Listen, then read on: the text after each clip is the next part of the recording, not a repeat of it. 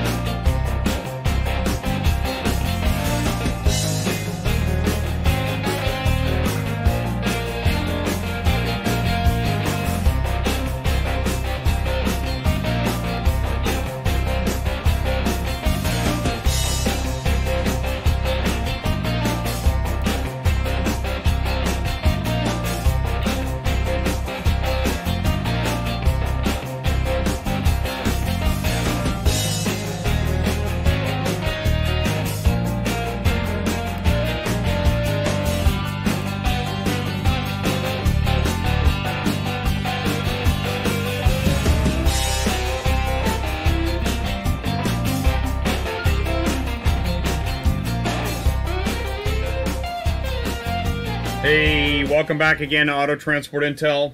I'm Jay, I'm your host, and you are watching Tuesday Nights Live on Auto Transport Intel. And we're back again. We are live again. And, when we're live, we never know what's going to happen, but I want to welcome you to the show. Listen, if it's your first time here, let me take these off. I need that for the, it's noisy. All right, I need that for the intro segment so I can hear the audio, and then I'm going to need it back on when I do the interviews. So we don't have the looping. But listen, if you're here for the first time, I want to welcome you to the show. I appreciate you coming in and joining us on a Tuesday night. December's kind of crazy. It seems like there's extra stuff to do, more than usual. So if you can't make it live, I understand you're watching on demand. That's awesome too. And if it's your first time here, I want you to say hello in the live chat. You know, the structure for the show is this. What we do is we're back. You saw the car hauler. We're back on a Tuesday night live. And then in a couple minutes, I'm going to go into the live chat, say hello to everybody. And I really appreciate you coming in and watching the show live and joining the live chat. After I get through saying hello, we're going to go into industry news. And that's memes and information and stuff I got off of Facebook, or maybe it's something you sent to me. Listen, you guys know that if you send me stuff, if you send me photos, news, information. Had a guy send me, it was over the weekend, I think it was Friday, about Tesla information. So I did a Facebook post in the process of turning that into a blog post. If you've got news or information or memes or whatever, send it to me, and then that makes it into the industry news. After that, I don't know if it's going to take us to the 30-minute mark or not. We'll see. We're going to talk. It'll be me and Ty. We are business partners in CTS Transport Business Coaching, because this show is about New Car Hauler 101. What a better way to start off New Car Hauler 101 than talking to new car hauling business coaches. I know there's going to be questions, naysayers, enthusiasts. We get the whole gamut. But I'll tell you what, what's really surprising? We're now at least once a day, new folks are coming in, emailing through Facebook. I'm not kidding. I didn't know it was going to grow that fast, but it is. So that's really cool. So we're going to talk. And then if you have a question for us, man, that's the time. Now, then at the 1 hour mark, we're going to talk to Sue at Murphy Auto Transport and John at Palidin Enterprises. If you watch my videos, you might know that I was dispatching for John, and I have transitioned him over to Sue at Murphy Auto Transport. We're going to find out how that's going. Also, we're going to get a chance to meet Sue at Murphy Auto Transport. If you have not talked to her yet, you're going to get a chance to talk to her. And so I'm really looking forward to that interview. And the way that ties into new car hauling is that, if you want to know what it's like to work with a dispatcher, oh my goodness, Ernest.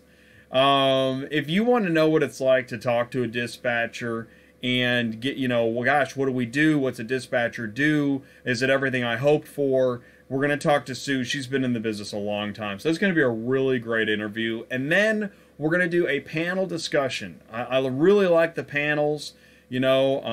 Fox Business News style, four of us talking, and we're going to be talking, let's see, on the panel we got Ty, and Ty's going to be back for the panel. He's my business partner in CTS, and then we're going to talk with Charles from Acme Car Shipping and Sam from Pelican Trucking Insurance, and we're going to talk about what it takes when you're a new car hauler, what's it take to get signed up with brokers, what do you need to do, what are all the things that you need to do right so that you can get moving forward with booking loads off the load boards. Now, is that the right thing to do? Is booking loads off the load boards the best way to start a business? That brings us back to CTS coaching. So we're gonna drop some hints, but not give away all of our secrets, are we, Ty? Okay, so that was a nice wink there. Okay, so anyways, I just want to welcome you guys back to the show. Let's go into the live chat. And so here we go. Okay, well, Market Trucking Answers made it in first. Once a month, we're doing Trucking Business Freedom, which is a panel about all trucking, freight, car hauling, reefer, flatbed, dry van, high mount, wedge, flatbed. So if you are in trucking, we want you to join us for Trucking Business Freedom. And Mark with Trucking Answers, he does a show every Monday. He's live at 1 o'clock Eastern, noon Central. If you've got trucking answers, he's got trucking. No, hey Mark, if you've got trucking questions, he's got trucking answers. All right. And he says, happy Festivus, everyone. Phew, barely made it through that one. Hashtag this is car hauling. When I forget, what is Festivus and when is it? I'm assuming it's today. Mark not only has trucking answers, but he has answers in general. So I'm going to go with it's today. Jeff at Faith and Freedom says hello. This is a live show. Anything can happen. So Jeff at Faith and Freedom says hello to me and Ty. Thanks, Jeff. It's good to hear from you. We know you're doing. I was going to say we hope you're doing well, but we know you're doing well, and we're so glad to hear that. And as we learn more about what CTS is all about, I think next year actually CTS is going to have some more interesting news, but we'll see what happens. But in the meantime, yeah, stay tuned, keep posting, let us know what's happening. We love to get updated about what's happening out there with the coaching, and so it's great, and we really appreciate it, Jeff. Cody Martinez, Jay, you're interrupting The Simpsons? Oh no. Oh man, I'll do Barney's voice for my kids. Hey, man, it's embarrassing. Hey, Homer. Okay, so it's worth it. A+ on the show. It's appreciated. Thank you, Cody. I appreciate that, and I understand. I mean, that's a big deal. It was a really big deal. Mute but not deaf says hello. Hey, first time on the show, Mute but not deaf. Thank you for tuning in, saying hello. It means a lot. It's really cool. Very cool. And I hope, not only do I appreciate you joining us, but I hope that we impart wisdom upon you. Not just me, but the live chat. Sometimes really great stuff happens in the live chat. So thanks for joining, and I hope it's worth it. I really do. Shannon Van Sickle is with us. Hey, what's up, Shannon? I'm probably going to run the Ted Wright video again tonight, so stay tuned for that. And Shannon's with Legal Shield. Shannon and Ted are with Legal Shield. If you want to know more about Legal Shield, like I said, I'll run the promo video. And Legal Shield has a CDL program. It's really, for the price, it's pretty awesome. So we'll see a little bit more about that tonight. Ernest is with us, man. Ernest, thank you so much, Ernest, for contributing to the show. Your generosity throughout for months now has really been appreciated. Tuning into the show, contributing to the show, I really, really do appreciate it. And every dime goes right back into the show. Well, 70% of the dimes go back into the show. 30% goes to YouTube. But what are you going to do? And I appreciate the opportunity. So it's really cool. Silver Mint. Hey, what's up? Silver Mint is in the show a lot. Silver Mint, I want to say, is involved in brokering in car shipping. And so if you have a car shipping broker question, maybe Silver Mint can impart some knowledge there. And thanks so much for showing up again. I really appreciate it. James Anthony, J, New World Auto Transport tuned in. Hey, that's cool, man. New World Auto Transport was on the show last week, and we had a great time. That was really a lot of fun. And I like making new friends and then inviting them on the show without knowing much about each other. So it's really fresh, and that was really fun. So I thoroughly enjoyed that. And if you haven't seen last week's interview, you should check that out. What was that show called? That was called, oh, Car Shipping Business Relationships. Yeah, that was a great show. This is episode number 64 in a row on a Tuesday night, which is cool. You know what happens next Tuesday night? It's Christmas. So we'll see what happens there. I think we're going to have a Christmas gift. I hope so. Irvine Transport, well, hello there, y'all. Well, welcome back to the show, Keith. Appreciate you tuning in, saying hello, joining us. It's awesome. It's a tradition now. It's a Tuesday night tradition. And we all have our own versions of this tradition. Like, we just heard that, we're interrupting The Simpsons for Cody. And, we all have our routines. I know that there's some shows I tune into. I'll tell you, when it's 1 o'clock Eastern on a Monday, I'm thinking about Mark at Trucking Answers. It's, it enters my field of vision. So I love that that's happening here. It's awesome. So I appreciate it. Lightbright says, what's up, peeps? Lightbright, first time on the show, I think. I don't think I've seen you here before, Lightbright, so I appreciate it. And this is a good opportunity to hit the like button. I mean, why not? It's Christmas. Or it's close. Or something. It's at least December. That I'm at least right about. Anytime Towing Vermont says, what's up, Jay? Stopped at White's Truck Stop to tune in. We'll be listening and rolling. Well, thank you, Matt. We actually want to bring you on the show sometime. But maybe it's premature for that. Matt is with CTS also, so, Jingle Bell time is a fine time to rock the night away. Rafael Rivas says, hey, what's up, guys? What's up, Rafael? Thanks for joining the show. Appreciate it. Really do. Thanks for tuning in, and I hope the live chat is fruitful, thus bearing fruit. And, so let us know, and I appreciate you tuning in. Dispatch Monkey is with us. Hey, what's up, Jay? Surprise Christmas gift for car haulers next week. Keep them surprised. Yeah, man. Okay, well, that's Moozy at Dispatch Monkey, and it sounds like he does have a surprise Christmas gift. He had mentioned something to me earlier, but it's still in the box. I don't know what it is, so that's pretty exciting. So that's kind of a teaser for. I know it's gonna be Christmas, man. I mean, people. It's pretty understandable. People are gonna be busy, but if on Christmas Tuesday, 9 o'clock Eastern, 8 o'clock Central. If you don't have much going on, if you've already opened all the gifts and the kids are running around, and you are just worn out, and you've just had it with the day, it's whatever it is, or if you're just still loving it, whatever it is, tune into Auto Transport Intel on Christmas, and find out what this Christmas gift is all about. Raphael, you're a beginner. You need some input. Well, all right, to start the business, man, all right, then this show's for you. I'm telling you, New Car Hauler 101, this show, it's not going to be the end-all, be-all, all right? There's no, template in the box solution. It's an ongoing, that's why CTS is an ongoing coaching. We're going to talk more about CTS, but the truth is, I mean, there is a way to learn how to get in this business. This is what, I don't think, you won't find this, well, if you tell a Facebook group, if you tell a car hauling Facebook group that you want to get into car hauling, I don't know. I don't recommend doing that. It's not, you won't get the best response. And I think a lot of you guys know that. And I'm not bagging on the negativity that comes about. Who wants competition? Nobody wants competition. Also, nobody wants anybody thinking that this is easy to get into or even the best idea. It's not. But if you're set on it and you've got a history of working with vehicles and loading trucks and working on a farm and feeling unwelcome, well then this might be for you.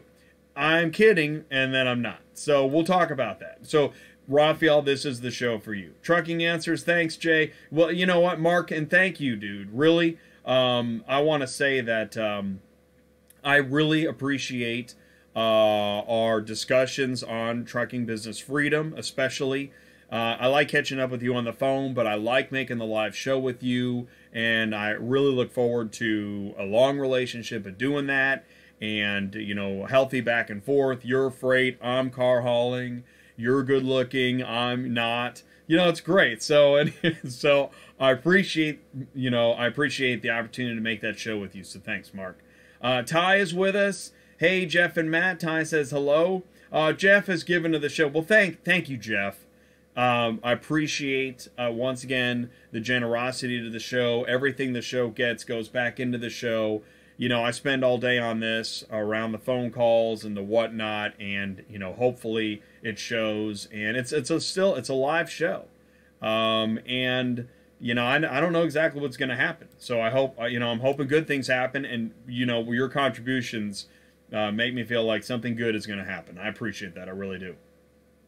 Matt says hello to Ty. Shannon, definitely looking forward to tonight's show. Thank you, Shannon. I appreciate that. Alyssa O'Leary, and an enthusiast, checking in from Katy, Texas. Alyssa is with us. If I recall, Alyssa, you are also with New World Auto, I believe. Is that right, Alyssa? But either way, I appreciate you tuning into the show. I really do. In fact, Casey has contributed to the show. That's awesome. Thank you, Casey. I appreciate that. Super cool. Thank you guys so much for contributing to the show. It means a lot. No matter how much you give, it means a lot. And I mean, I really do appreciate it. Every ounce of support is well appreciated. So thanks for doing that. I still work at a dealership and dispatch for service, so that counts. Yeah, that counts a lot. Actually, working at a dealership, that's a great way to find out a lot about what you need to know in this business, I believe. Matt, I read your email. Did you read my reply? And DW4G says, hey, Jay. Hey, what's up, DW4G? First time on the show, I do believe. So thank you for saying hello, and thanks for tuning in. And, you know, please let us know what we can do for you. I mean, not only do I appreciate you coming in, but if you've got, you know, if there's something that either I or the group can answer, or information, if you got to sell something, if you want to buy something, if you got a crazy meme you want to share, this is the place. Jeremy Hurd says, what's up? Hey, what's up, Jeremy Hurd? Hurd Transport Services here, Fort Worth, Texas. Love the show, man. Lots of good info. Started watching early this year when I started my business. That's awesome.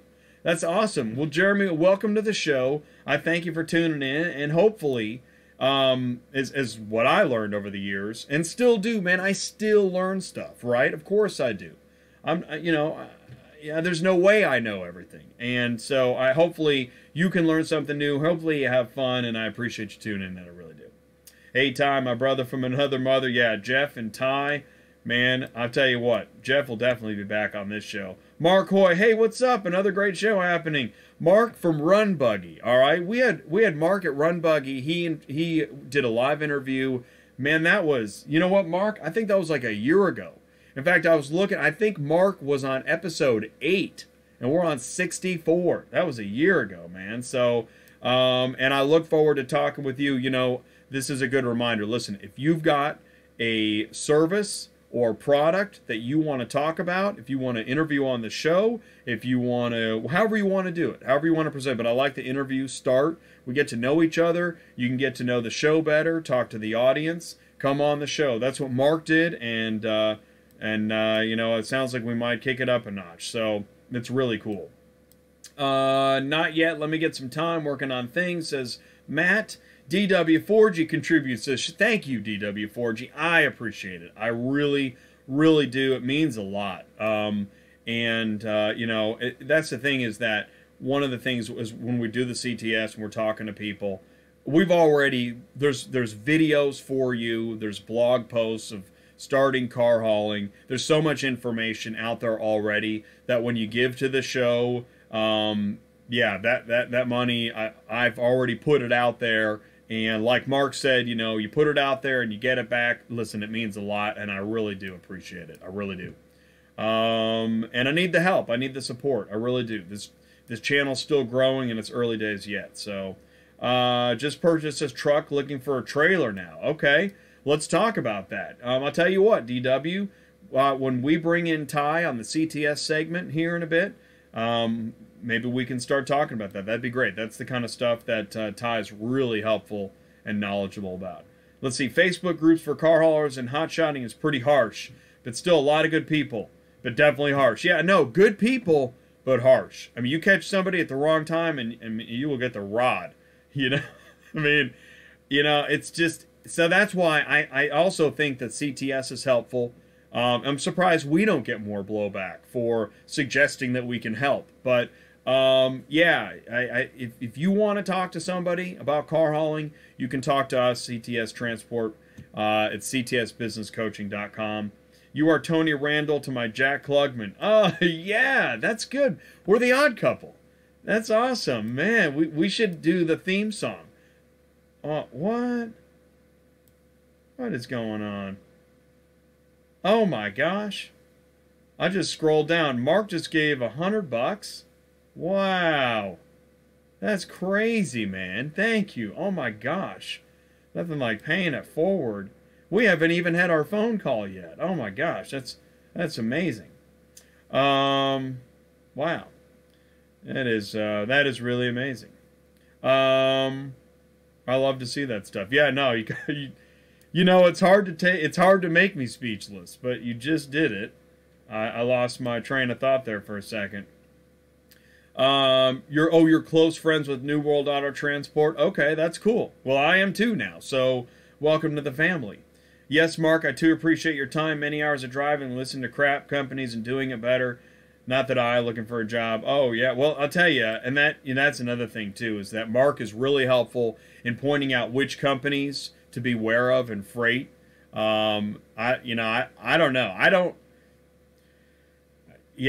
know. That's a hot potato in car hauling. That segment would never end. Hello from Serge the car hauler and Alex from Florida, Alex says. Oh, that's cool, man. Serve the car hauler. Serge the car hauler. Well, hello to you, Alex. Thanks for tuning in. That's awesome. By the way, speaking of Serge the car hauler, I'm going to be live in Massachusetts in a month. I'm going to be live from West Springfield, Massachusetts at the Crepe Tea House with Serge, and that's going to be interesting. That's going to be a crazy live show. I mean, there's no script. How would you even script that? Fade in. Serge has a potato pancake. Swish pan to Jay as he welcomes the audience, and then cut to, coffee cups and, I don't know, craziness. I currently do 24-hour road service in Massachusetts. Really? All right, cool. That's pretty interesting. Yeah, man. Okay, well, now that's a good background to get into car hauling, I would say. Because, I mean, you're used to already, the traffic and the work and the vehicles and the care and the people, and that's a big part of it. Wise One DOS, what's up? You helped me a lot getting my company Tab Logistics up and running from watching your channel. Wow, that is awesome, man. I mean, it really is awesome. We've never even talked, Wise One, and I mean, that is so cool. I tell people that the reason I started making the videos, it was a year and a half ago, I just was fed up dispatching. I mean, fed up. Dispatching makes me crazy. And when I say dispatching, I mean staring at load boards, you know the one, staring at load boards. I say load boards, but we all know it's really one load board. And, just digging through the garbage, honestly. I mean, these rates, come on, especially in the winter. Oh, it's brutal. And you finally book a car, and then you got to fill up the trailer, and you're dying for anything else good, and you're sifting through everything, and you're calling, and the people frustrate you, and the rates frustrate you, or maybe you do get the dispatch, and the address is wrong, or the customer's not home. I mean, it goes on and on. And I mean, it made me crazy. And so I'm like, all right, I got to make videos about this, because I'm a video guy, I'm a media guy, and really media saves my soul. I mean, and I think that applies to a lot of us. I mean, who doesn't listen to music when you're driving, when you're in your car or your truck? I think it's one of the things that equalizes us. We all love music, we all love movies, and making videos just helps ease my pain. So so I started making videos, and that's how this channel got started. And from there, I realized not only can I help dispatching, but overall, as I've learned more about the industry, and suddenly I realized I knew more than I thought, and now I just keep learning, and on it goes, that, I mean, there's just a lot of knowledge to share. There's other videos out there, there's other YouTube channels, absolutely, but Yeah, I think at this point, especially with going live every Tuesday night, yeah, I mean, this is a thing. And now, I've been trying to kick it up another notch and working on advertising and getting sponsors in here and people to, tell us about their products and services. Yeah, it was just amazing. So thank you so much. Let's see here. Where am I now? Heavy and light trailers. Oh, okay, I'm on DW4G. And then James Anthony gave. Donate if you love Auto Transport Intel. New World Auto Transport. Wow, man, this is crazy. This is like Christmas. This is really like Christmas. I'm shocked. I mean, I haven't had a show like this, and I mean, it was a long time. My goodness. Wow. Oh, Dave Williams is here. What's up, Dave? Man, that's awesome, man. And Mike McDowell's here. What's up? Jay's the man, says Mike. Oh my gosh, and here I am now. I'm looking at, I'm behind on the chat, but Mark gave $100. That is crazy, Mark. Man, thank you so much. I mean, I just really appreciate that. And I need it. I really do, man. So thank you so much. It's going to a good cause, believe me. And it's just awesome. It really is. I'm humbled right now, you guys. Ty is the Yoda of auto transporting. Learn you, he will. Yeah. You know what's really neat? There's some great stuff in store for Ty and I with CTS and some of the people we've been talking to. It's just amazing. We had a great phone call today. Kind of blew our minds. So, hey, Jeff. Whoops, I mean Luke. Yeah. Mark just totally shut Jay down mentally. Yeah, dude. Yeah, this is pretty awesome. Wow. Pay it forward. God bless. Donate to Auto Transport Intel if you're tuned in. Merry Christmas. Man, thank you, James. This is crazy. This is really, yeah, I am flabbergasted, you guys. As in Luke Skywalker, Alyssa, spread the spirit. Alex, I'm 19, working with Surge. Oh, cool. That's cool, Alex. I've talked to, I've seen a couple videos and had the conversation with folks that there's not a whole lot of mentoring going on, like one-on-one. What do they call that? When you ride along with an experienced, skilled worker and you learn your trade by observing and helping. I can't even think of the term. But we just don't see, our society isn't built that way as much anymore. And even I heard that many schools, I don't know if it's trade schools, high schools, community colleges, universities, but people are noticing that there's less physically hands-on skilled workers. I mean, I know it may not feel that way, when you're at a truck stop or an auto auction, but in general, Alex, if you're 19 and you're apprentice, I think it's apprenticeship, you're learning in that style, that's a good thing, man. Keep it up. We support you in what you're doing, and this is a great way to learn. So, stick with it if you can. If it's for you, stick with it. Watching Throwing Down Ty and trucking, trucking business freedom, market trucking answers, and I appreciate that, Mark. I really do. We were talking about that last time, and I'll tell you what, Mark. You know what I did?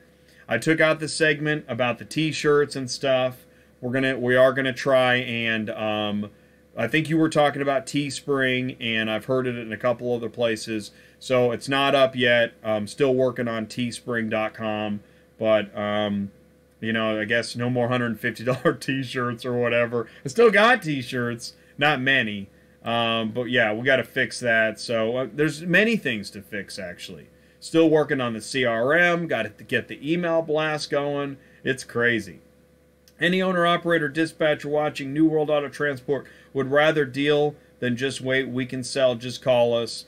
And thank you, guys. Yeah, no, if you have a question, you can contact New World Auto Transport. What's cool, I've learned that there's a lot of great brokers out there to talk to. We get bogged down in looking for rates. And listen, there are plenty of brokers to be upset with. But there are many, I won't say as many, good brokers as brokers you can be frustrated with. But good brokers, yeah, I'm starting to meet good brokers. New World Auto Transport is one of them. And Charles with Acme Car Shipping on the show tonight, that's another one. So yeah, and you know what? Thank you, James. I've been inspired by many other people. That's kind of what happened here. I'll tell you, before I started Auto Transport Intel, I was watching some of the freight truckers, you know, in their cab, making videos, and I was like, okay, you know, if you can make a video from a cab of a truck, I can certainly do it while sitting at a desk, you know, making phone calls. So that's what happened. So that's awesome, man. And inspiration, it does continue, and that is wonderful, man. Hey, Vinny, happy, you know, Merry Christmas to you, man. I appreciate that. Thanks for joining, tuning in, and you are part of the core, Vinny, man. You've been with us since the beginning. I don't know if it's show 1 or show 2 or what it is, but man, long time, at least a year, and I appreciate it. On-the-job training is a good way to get trained. On-the-job training, it really is. It's hard to get that. It's hard to create that, though, right? I mean, how do you get a job and learn on the job, right? But that's right. Alex is doing on-the-job training.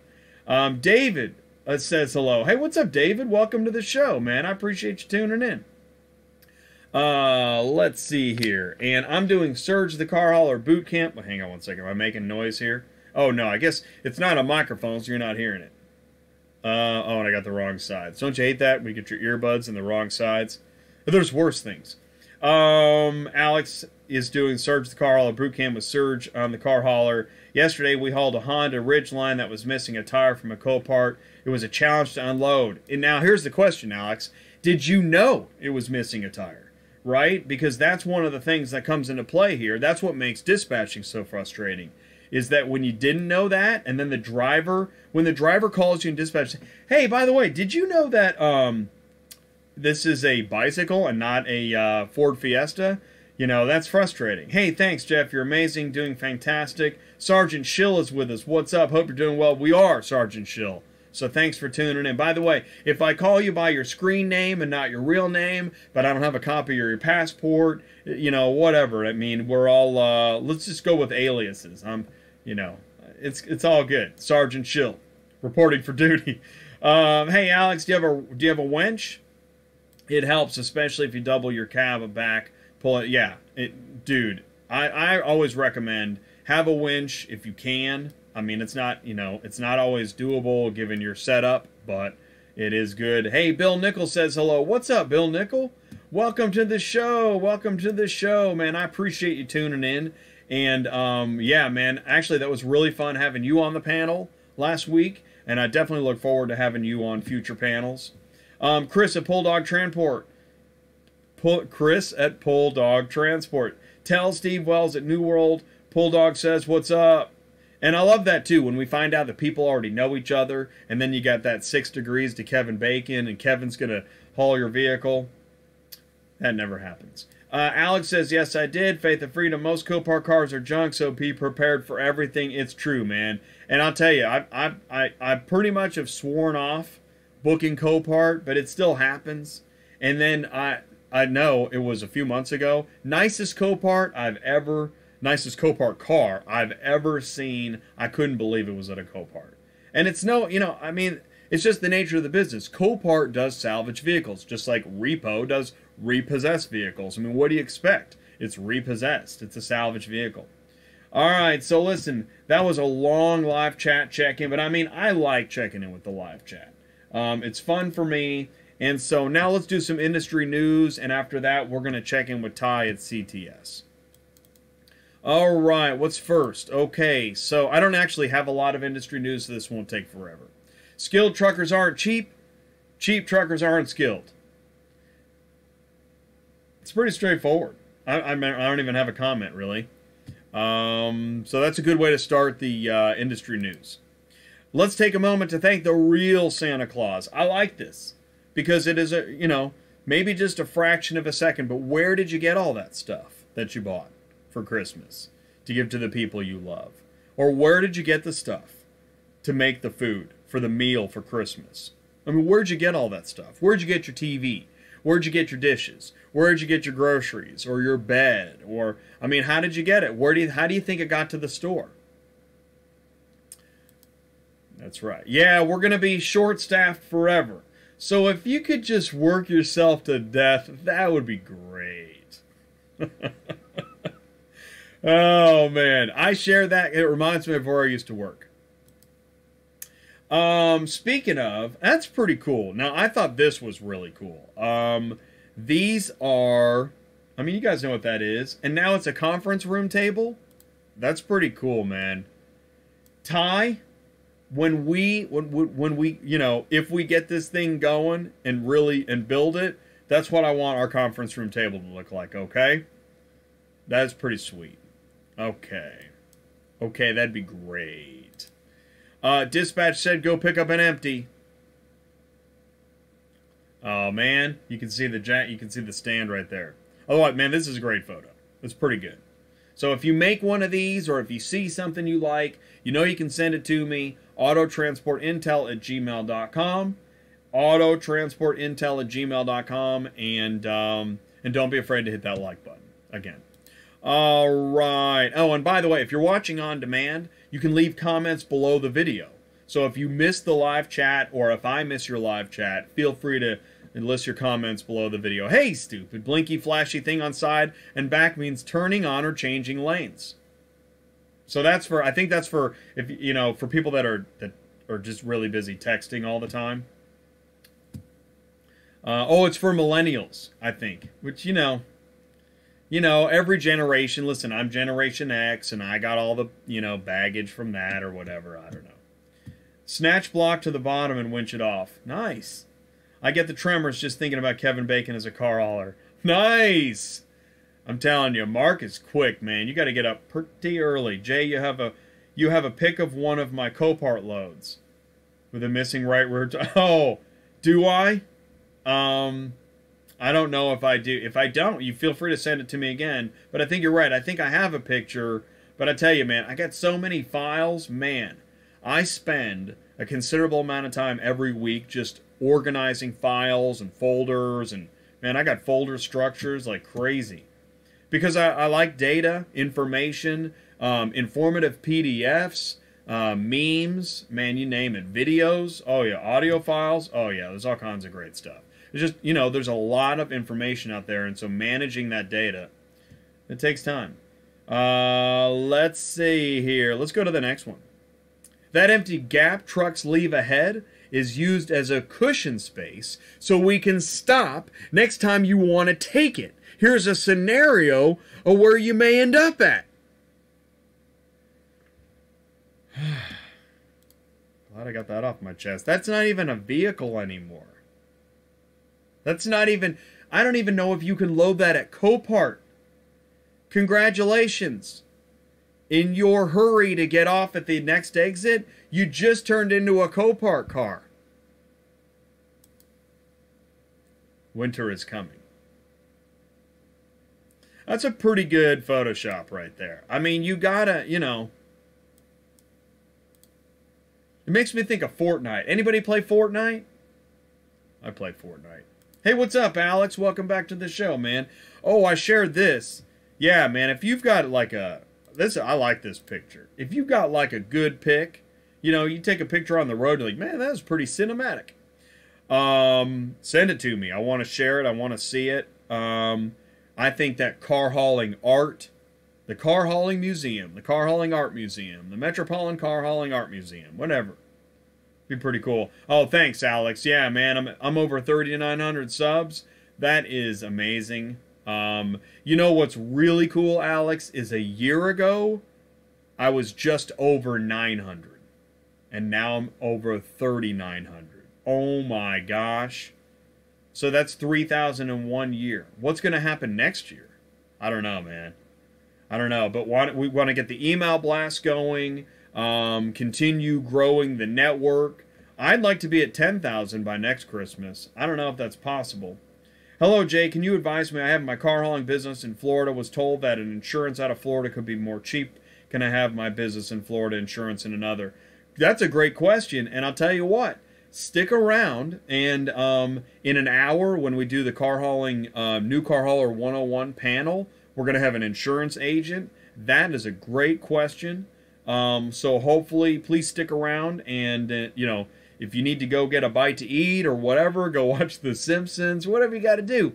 Just make sure you're back in an hour, and then please ask that question. I would love that. And I'll tell you what, what's cool? Well, here, we're going to keep going with this, and then we'll go to the question of the day. My life is nothing but a series of undocumented OSHA violations. I like that. That's the kind of meme that I can really respect. It's really thoughtful, and it's a good point. And I think a lot of us can just kind of relate to that in general. I like that a lot. Hey, that is a real parrot. It's a parrot. You guys watch Monty Python? That's a real parrot. That was recorded by John. He was out on the road, and that's a real parrot in the cab of a truck. It makes you, doesn't it conjure an image of the driver? Blackbeard. Oh, arg, Oh man, okay, by the way, this is no joke. Now, I don't normally I try to protect people's right to privacy, but I guess if you're going to steal cars from Mannheim, that kind of goes out the window. Or Mannheim, Orlando has posted, this guy is wanted. I don't know if his nickname is Bolo, if that's his YouTuber handle. But then I guess his real name is Elezier Gonzalez. Anyways, this is going around Mannheim, Orlando. And if you know Mr. Gonzalez, you might want to let him know that, give him the heads up. So, okay. And then this is what it'll look like if you have to spend time with the DOT.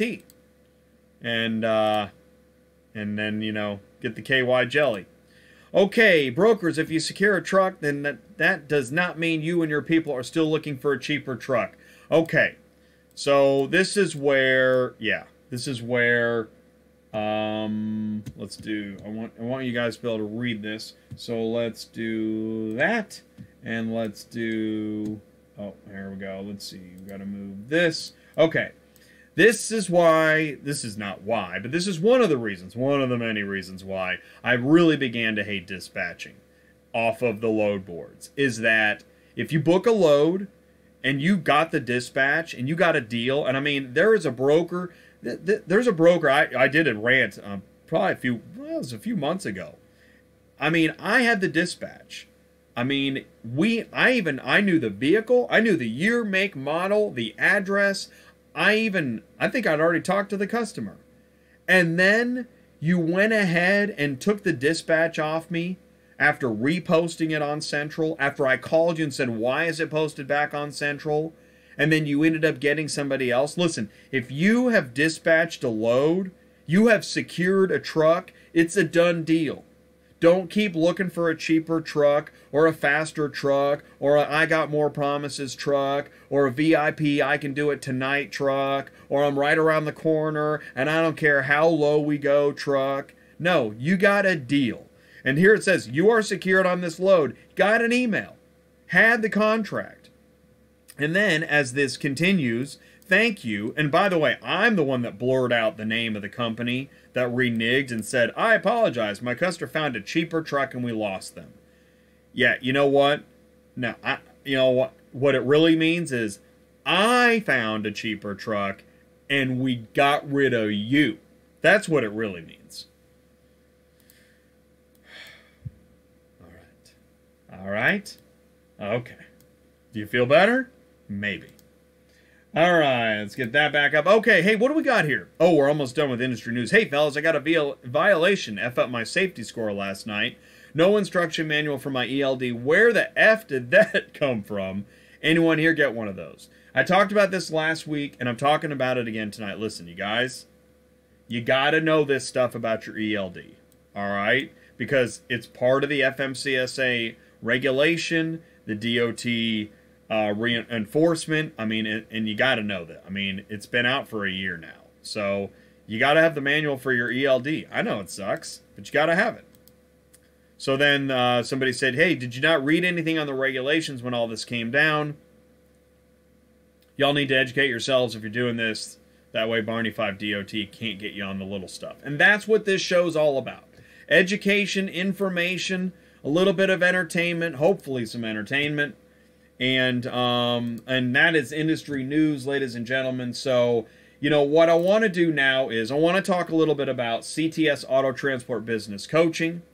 You know that if you want to learn more, this is New Car Hauler 101. And so if you want to learn more about, right now we're in a forum, you know, I'm talking, we're doing the live show. But if you want some one-on-one business coaching, spend some time, ask specific questions, and get information, then you are perfect to talk to CTS Transport Business Coaching. It was founded by myself and Ty. We're the co-founders of CTS. Just started it a few months ago, actually. So before I bring Ty in, I'm going to tell you the question of the day. The question of the day is this. You guys ready? Pencils up. No, I'm just kidding. Pencils up. The question of the day is, what do you need first? Do you need your MC number, your insurance, or your equipment? This is an actual question that I've seen. So here we go. What do you need first? Now, I'm not going to answer it right now, but pencils up. Do you need your MC number first, your insurance, or your equipment? So let's do this. I'm going to go ahead and bring in Ty. Let's go to... Okay, hang on one second. Let me do this. I've got to do this. I've got to do this. All right, now I can do this. Like, wow, what a conflagration. Okay, and there we are. There's me. And there's Ty. All right, Ty. Welcome to the show, man. We're here. And thank you for waiting. I appreciate it. Hey, man. Nice Christmas tree, dude. I still just got monitors. I got a snow...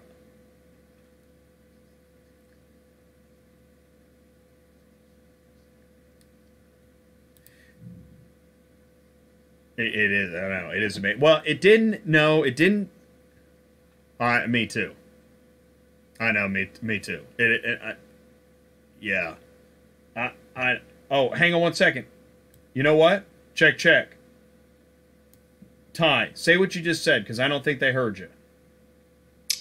I said, I'm trying to figure out when or how or what everybody was able to make a contribution to your show. And then I was saying that really was powerful, and thank you. Told everybody thank you. But I also was thinking, that's just cool, man. That's awesome. I know. I was thinking the same thing. And thank you guys for letting me know that Ty's audio... It was my fault. This live show, I have a habit of doing that. I move the audio around to keep it clear. But I want to say this, Ty, is that... And you guys, yeah, you guys can hear him now. I felt the same way. You know, it was several months ago. I had several those are called super chats. And it's always there. Anytime someone goes live on YouTube and has a live chat, which I think is every time, super chat is there if you're monetized. You have to have 1,000 subscribers, and you also have to have, I think it's 4,000 hours of watch time. So once you reach that hurdle, then you can get super chats. But yeah, no, I mean, it really, tonight, wow, it was awesome. Crazy cool. I know. Really cool. Thank you, everybody. Thank you. So it really does. It makes me feel really good. That's amazing. I know. It is. It's awesome. So, all right. So here we are, and they can hear you now. And so this is New Car Hauler 101. You know what? By the way, yeah, dude. You know what? By the way, Ty. Here, cheers to you, buddy. Yeah. You know, you said something cool earlier, and so this would be a good time. What were you saying? Remember, you came up with something you wanted to say, and this is a perfect time. What did you want to say? Well, we were from last week's show. You and I, we talk every day, and you gave me a heads up. Next week's show is Car Hauling 101. So I had Saturday and Sunday, I had a couple hours just to sit down and focus. I like to write. So I sat down and just started writing. I was like, what is 101? You know, to me, that's the very beginning. So as I was writing, I thought, it's really, what about like your heart, right? This is a cool story. It gets better. You haven't heard this part. So Jay and I were talking, and I'm like, well, it really comes down to doing a self-exam on yourself. Like, where am I at mentally? Where am I at mentally? Where am I at physically, emotionally, spiritually, and financially? Where am I? Right? So you start checking those things out if you're wanting to get into the car hauling business. And I thought, I'm going to talk about the heart. So get this. This is cool. It's about 5 o'clock. I'm going to bring home takeout, carry out at Bowling's, okay? Oh, I love them. Chicken fried rice. I love Bowling's is amazing. Bowling's. Well, I only ordered one, right? So I only got one fortune cookie. Now, I want to see if your camera... I love fortune cookies. Walk with a good heart and you will run with success. That was about an hour ago, dude. Wow. Okay, I can verify it was this afternoon or before when you told me that you wanted to talk about the heart. Yeah, I do. And God's honest truth. That's right. And look what happens. I love fortune cookies, man. Golly. Bowling. That is amazing, dude. Yeah, that is cool. Wow. I don't believe in coincidence or fortune cookies, but that was neat. I don't either. So really, as we're sitting here, we're talking about it. What is the heart of, since we're talking about car hauling? And I do believe there are several components here, but the number one component I really think is important is a servant heart. Is a what? Servant. A servant. Yeah, guess what we're in? Service industry. Right. So it might help if you'd like to help other people. I think that's a pretty important part. What do you think? Well, you made me think of several things actually all at once. Is that I have talked with folks that believe that it's better to, when picking up or delivering a car, it really helps to just try and approach the transaction in a fresh manner, to put the traffic behind you or the past customer or yesterday. Or the 5 hours you spent trying to find the Ford Taurus. Right. Exactly. I mean, that it's better. It's better to just try and approach the transaction. Well, not the people. Because it's people. You're dealing with people. You are. So here's the thing. I was thinking, okay, so how did I arrive at that? Because Jay and I, everybody knows, we do a lot of coaching all week long. Talk to people every day. Every day. And, we do. By the way, I do want to clarify, the $100, it is worth it. Oh my goodness. It is. And you and I, we've had conversations where we're not going to get anything. Right. And that's okay. That ends the relationship. It's, I mean, for the most part, listen, here's the thing. I know I say that because we're riding a line. I mean, are we in it for the money? Are we in it for the heart? We're in it for the heart. We need that. And we talked about this on Trucking Business Freedom. We have to charge something for the service. And we know that. I think you know this. I know this. You compare what we're doing with any program that's out there, it's not even comparable. Well, and it's a niche too. But so here's where I was going with that. Yeah. We do a lot of coaching. I would disagree. I don't think the relationship ends. I think it comes back around full circle eventually. Maybe some not. But either way, we're still here. I know. It's tough, isn't it? I know. Yeah, it is. Well, that thing is, and that's actually why you are the guy on the phone. I get so busy with the show that it's, you know how I get. I'm like, man, I got to work on the show. So here's what I was, back to this heart deal. I was thinking, okay, what I've been here. I started with a 1-ton in a 3-car trailer. I took it to 20 semis, Peterbilts, Stingers, 9 at a time. What do I know about this business? I do know this. A guy in that position, even a 1-ton in a 3-car trailer, we can talk about equipment for hours and days. We can talk about which motor's better, which truck's better, which carrier's better, which hauler's better, where do you want to go? All these things we can talk about. But what I'm learning, and this is what's cool about CTS, is Jay and I are learning every day.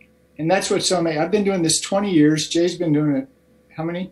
I don't know. I've been dispatched. My mind is gone. I've been a dispatcher. Right. Jay's been doing it so long, everybody. He's trashed. My brain is fried.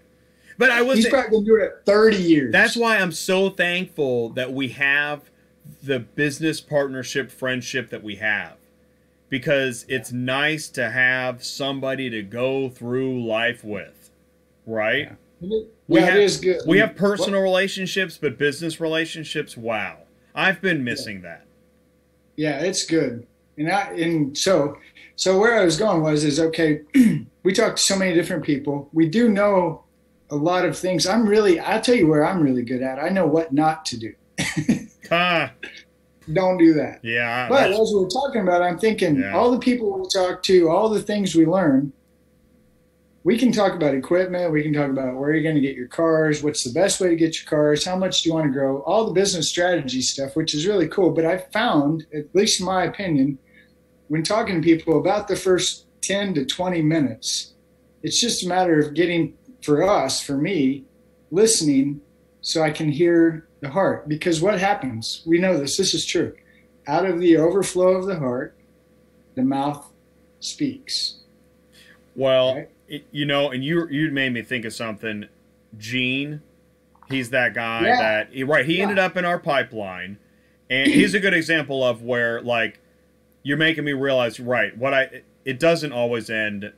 If a formal, because Gene hasn't paid me anything, and I'm trying to help him find a job, and I don't even know why. Well, because we like him, because we were able to hear with our ears his heart. Which was coming out of his mouth. He's smart and he's capable. He's a great guy. And I think he can help this. I mean, in his own way. Yeah, he's a cool guy. So, and that's another thing that I think what I do keep on learning. That's why having a live show is dangerous, because you say something, it goes out in the ether, right? It's out there. Yeah. But I'm like, no, wait a minute, I changed my mind. And then people go on Facebook. Oh, did you hear that flip flopper? Do you remember flip flopper? One of my favorite. We'll talk tomorrow, Jay. Flip flopper is one of my favorite, like, derogatory terms of all time, because if you change your mind, you're a flip flopper. Yeah. How dare you change your mind?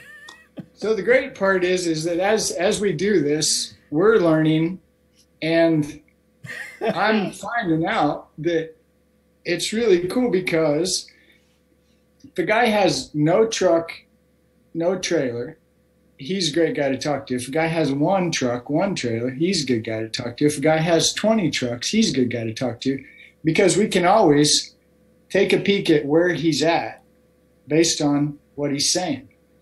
So a lot of these guys, they don't have the time to mess with this stuff. It's not necessarily a money issue. It's just, man, I'm swamped. I got drivers calling, customers calling, central dispatch is hosing me on the load. They dispatched it to me, but they didn't. And I'm mad. My driver's mad. I mean, these guys are in the middle of the grind every day. I've been there. It's tough. Well, you got me. I'm thinking all about the CTS stuff. But the question has come up. We got so many people coming in now. How do we parse through everybody? And that's really, man, you've been doing a great job. I mean, you call, you follow up with everybody.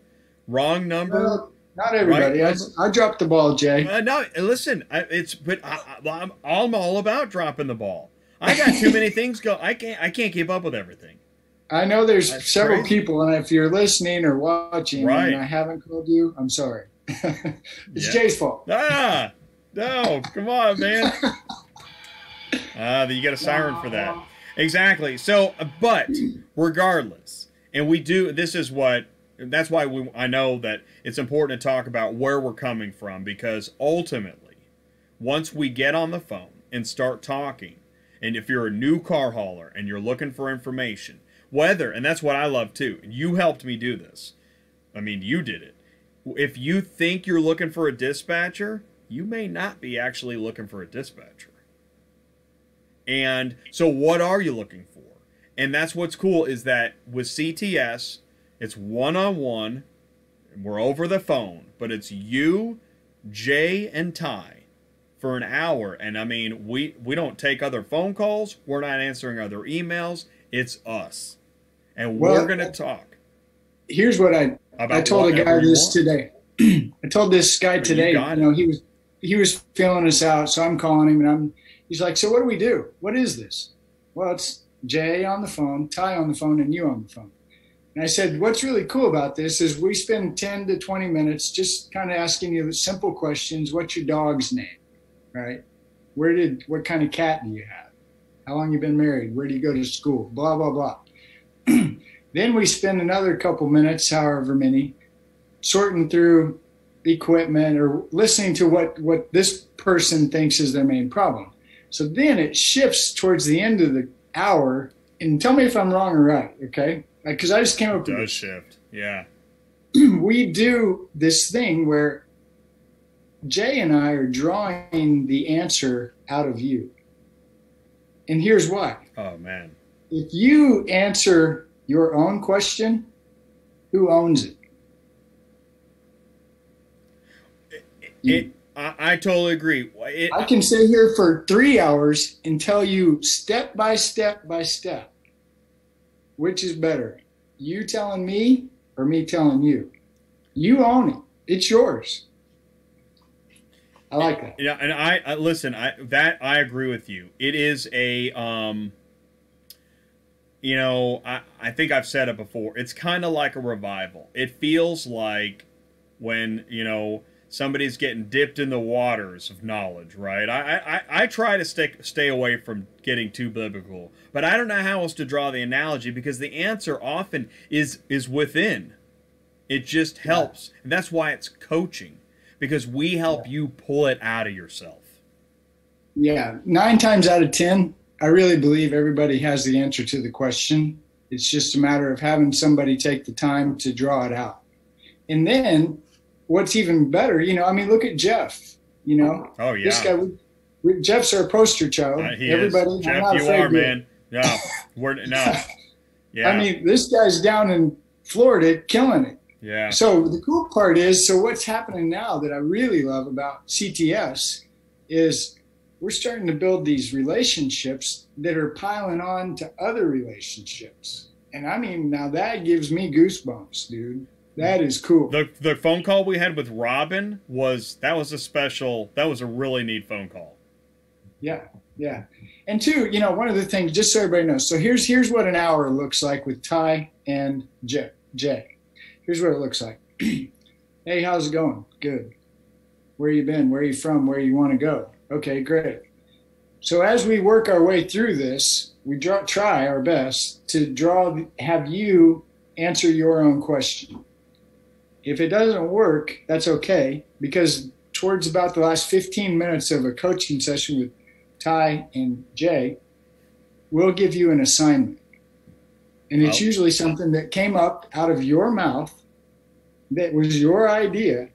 Now you got to go do it. So we're going to get back with you in 30 days, 40 days, 60 days, whatever the number is, and we're going to follow up. In the meantime, this is the best part. In the meantime, here's Ty's phone number. Any questions, any problems, call him. I'm not always going to have the answer, but I'd be happy to try to help you walk through it. And I don't know about anybody else, but for me, I'm I get excited.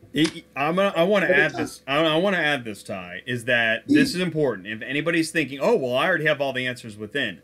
Not always true, in that I have heard you, sometimes I listen to you, and then I jump in, and I know you're listening to me, and I've heard you raise ideas that actually had never occurred to that person. Ty has ideas for you that may have never actually occurred to you. You were close, or if you maybe you were close with the idea, but you didn't know how to follow through, or nah, that's never going to work. What do I do? Or gosh, I was so close, but I didn't know how to get that door open. This is where the coaching, I think, the real secret sauce is in these moments where you might have been close, maybe it never occurred to you, but when you spend the time with us, yeah, at the end of that hour, it is awesome. I love seeing homework given and understood and enthusiasm to go accomplish. Yeah, me too. It's and awesome. The one I don't know who you're talking about, but I think you're talking about Manny. Yeah, that's another good one. You could literally see the light. I know.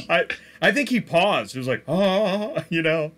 It was weird, dude. That was cool. That was really cool. I love that guy. And it was just amazing what happened. I mean, there was a pause like, wow, what happened there? So here's the thing. Is it getting into the business, already in the business, or 20 trucks? Well, here's the thing.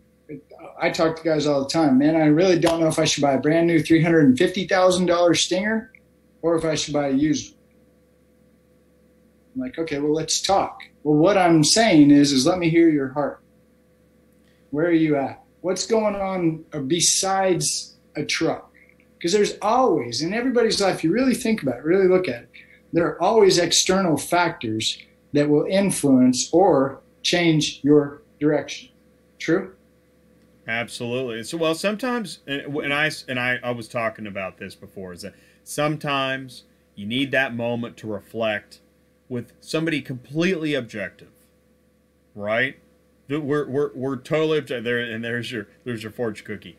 We are that objective and also knowledgeable group that you can tap into.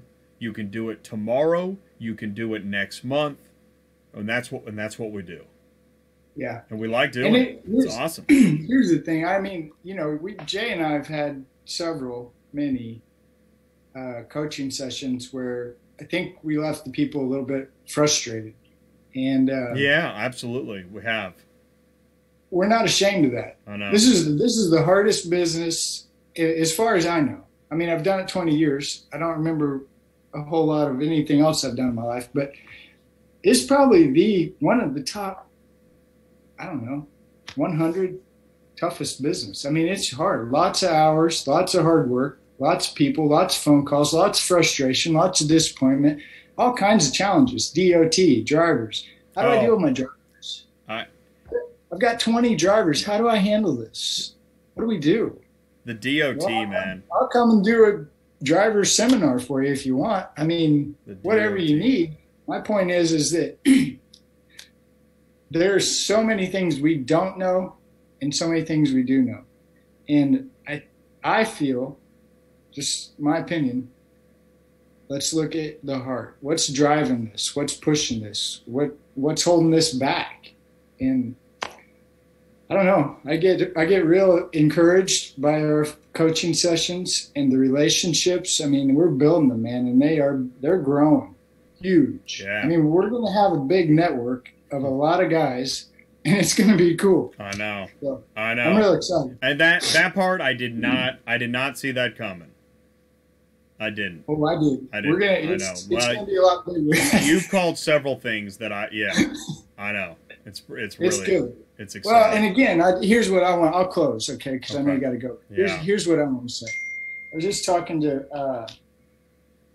a friend of mine, and I said, I love Jay, and I'm not gay, right? But I really do like Jay a lot. I love you too, man. And I was thinking back whenever you decided to start this ATI. Yeah. And I was so excited. And I don't know if you remember this. Just tell me if you remember this one. I said, I want to help you because I want you to help me. You remember that? I think I do. And it was a long time ago. Before you, I mean, it was like right when you were starting. I was like, look, I want to help you because I want you to help me. Yeah, I think I do remember that. Yeah, I know. So you're the man. Yeah, thank you. Thank you. No, you are. And I appreciate that, man. I mean, this is crazy, man. This is all part of the journey, and it's a journey. I didn't know that I would be on this journey. That's what makes it so great. Yeah, I didn't. It is. It's good. Yeah. Well, and here's the thing. I know this. I said I'm going to write a book, and the title of the book's going to be "Everything I Needed to Know About Life I Learned in the Transport Parking Lot."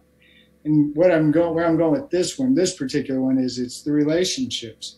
I'm telling you, man, transport parking lot is where life happens, and I mean a lot of life, dude. Cars fall off, cars catch on fire, drivers fall off. I mean, it's hey, there goes Ted, there goes Bill, I mean, and over the years, I look at the relationships that I've got just where in the Midwest. I mean, I've known some of these guys for 20 years. I mean, we are tight. So it's a family industry. It is neat. Really, it's pretty neat. Even if you don't like the guy down 4 trucks down, it's crazy. I've seen guys literally hate that guy. We'll help him get his car off or on. I mean, hate the guy. Well, and he'll put his cars on. And when you look at the dynamic of the ecosystem, that is the shipping industry ecosystem is a version of the kind of messy world that we have. You may not get along with everybody, but you sure as heck got to try. So, well, let's do this, man. I'm going to move on to, I got to talk to Sue and John, and then I'm going to have you back on for the new Car Hauler 101 panel. So, man, strap in. This is going to be a great show. And bye. See ya. All right, cool. So here's what I'm going to do. Okay, whoa, what happened to the camera? Okay, no worries. I'm going to run a video, and then we're going to do some invites. Okay, you guys ready? So let's do, this is hot off the presses. Where is it? Hey guys, Jay at Auto Transport Intel here. Listen, you know that if you're a new car hauler, you're looking for insurance. You've got your equipment, it's time to get insurance so that you can begin the process of getting towards hauling cars. So where do you go? What do you do? When you need insurance, who can you talk to? Well, head on over to Pelican Trucking Insurance, and you want to talk to Sam. Now, Sam is a friend of the show, and again, it's PelicanTruckingINS.com, Pelican Trucking Insurance. Go to the webpage, scroll down, you'll find the phone number. There's a phone number, 225-308-9882. You can talk to Sam Farr. Now, it's sfarr@LeMoyneInsurance.com, but he is with Pelican Trucking Insurance, and he wants to answer your questions. He wants to talk to new car haulers. He wants to talk to established car haulers, too, that are looking for a better rate. If you're unhappy with your insurance rate or you don't have a quote yet and you need a new insurance quote, head on over to Pelican Trucking Insurance, PelicanTruckingINS.com.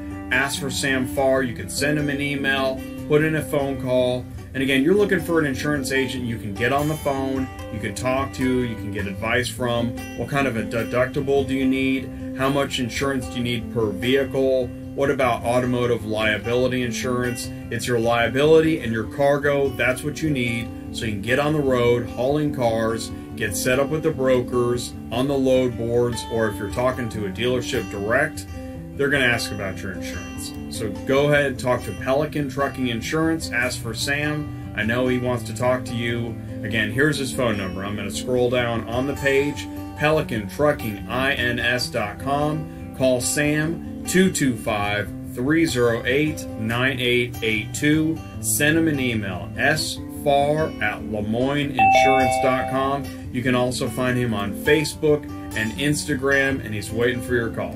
I'm Jay at Auto Transport Intel, and I approve this message. All right, cool. So, let's see here. We got Sue on the phone. Let me bring her in. All right, so we got Sue on the phone, and we're going to have John will be with us on the phone in a second. Sue, can you hear me okay?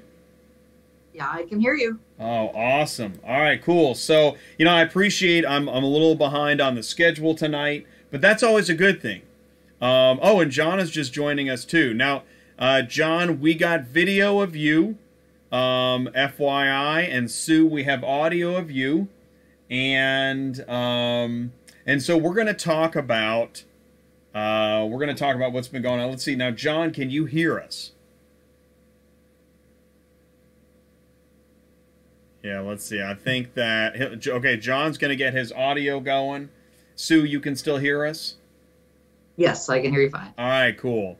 All right, so while John is bringing up his audio, let's do this. Let's see here. Why don't you do me a favor? So tell me more about your role in the car shipping industry, Sue. Well, I've been doing this for a little over 15 years. Started out as a trucking company and also dispatching for other companies at the same time. I was doing that. Had a business partner that got sick, went out of the business, so we closed our transport side of it, and I became a broker plus a dispatcher. So I kind of do both sides of the thing there. I dispatch for several companies. I have several employees, and John is one of the guys that you sent my way. Love him. He's awesome. And he's hilarious. Yeah.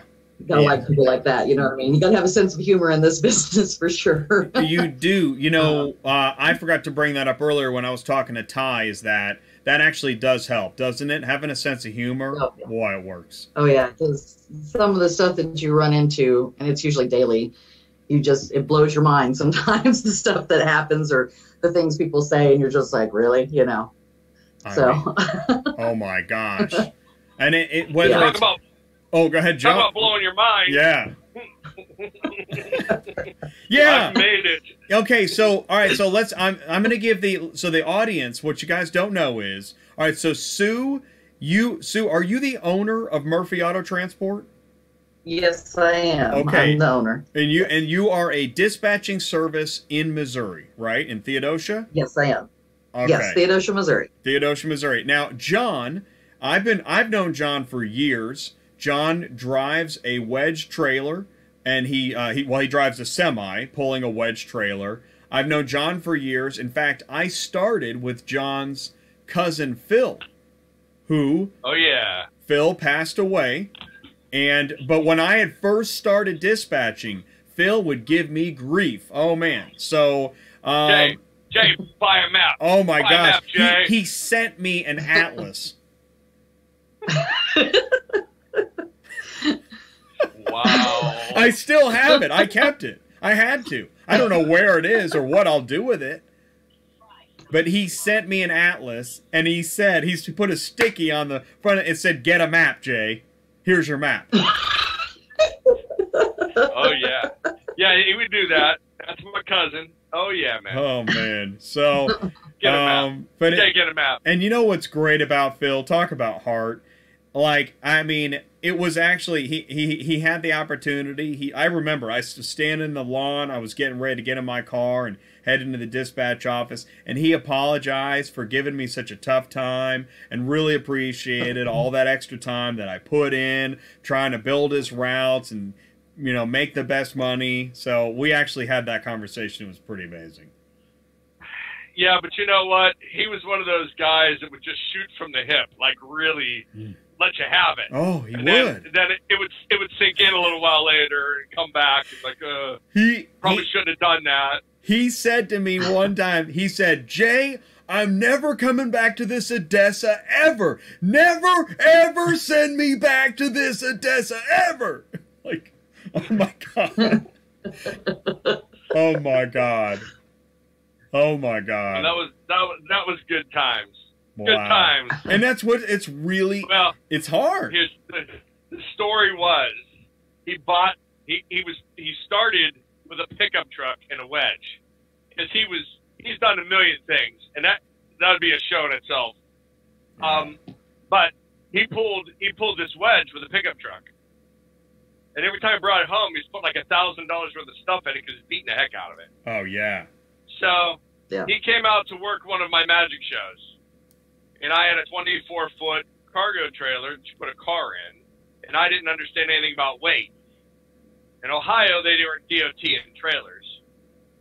So as I'm going to this gig with him, right, I watch one of my tires go past me into somebody's yard, and I'm like, that can't be good. And the kid behind me says, would you want me to go get that out of that lady's bushes? I said, yeah, I would really appreciate that. So I get to the gig, and I jack the back of the trailer up, but the front don't move. So I'm thinking about this. I jack up the front of the trailer, and the back don't move. I got in between those tires, and I snapped the frame in half of that trailer. And my cousin goes, this is BS. You're getting a real trailer. I said, well, yeah, pull it with these. I'm buying a semi. Oh, yeah, sure you are. So 2 weeks later, he shows up with his truck. And I've never been in one. And I crawled inside. I'm looking around. I just do magic shows. I don't know what's going on. I said, dude, you ever die, you better give me this truck. No problem. 10 months later, he was dead. Yeah. Of a heart attack. And I was like, And it was the strangest thing too, because it was over the weekend, and wasn't he doing his 34-hour reset? Well, yeah, but he was at my house helping me build a kitchen. Wow. And so we're building the kitchen together, and we were having like those conversations that you don't typically have. Like, he said, how does one effect work that we do in a show? And I said, dude, I mean, if I tell you, it'll ruin it forever. He goes, yeah. No, I want to know. I said, take it to the grave. If I tell you, you got to take it to the grave. He goes, no problem, man. I will take it to the grave. So I told him. The next day he was dead. I'm like, I didn't mean like that soon. To the grave. I trusted you a little longer than like about 24 hours. I trusted you. That was his magic trick. Yeah, no, he was amazing. It was, and he used to talk about having to go weld the trailer. I learned a lot from him. Oh, yeah, no, exactly. Yeah. On his resets, they'd be welding the trailer, and that's what I call on-the-job training, working with Phil. Well, he was an iron worker, and he did a million different things. So, like, welding the trailer was no big deal. Dude, I could tell you stories. Right. Some would not be fitting for the show. I've heard. If I told you those stories, the ratings would go through the roof. It'd be like, really? So anyway, that's the story on it. So now I'm in the truck. So, all right. So here's what I want to do. I try to build the theme of the show, but keep it loose. So, here you are, John. I was lucky enough. It's really hard. I want to say this to this is to new car hauling dispatchers. When you start to work with a driver, it's very difficult then to have that driver successfully transition to another dispatcher, as I say.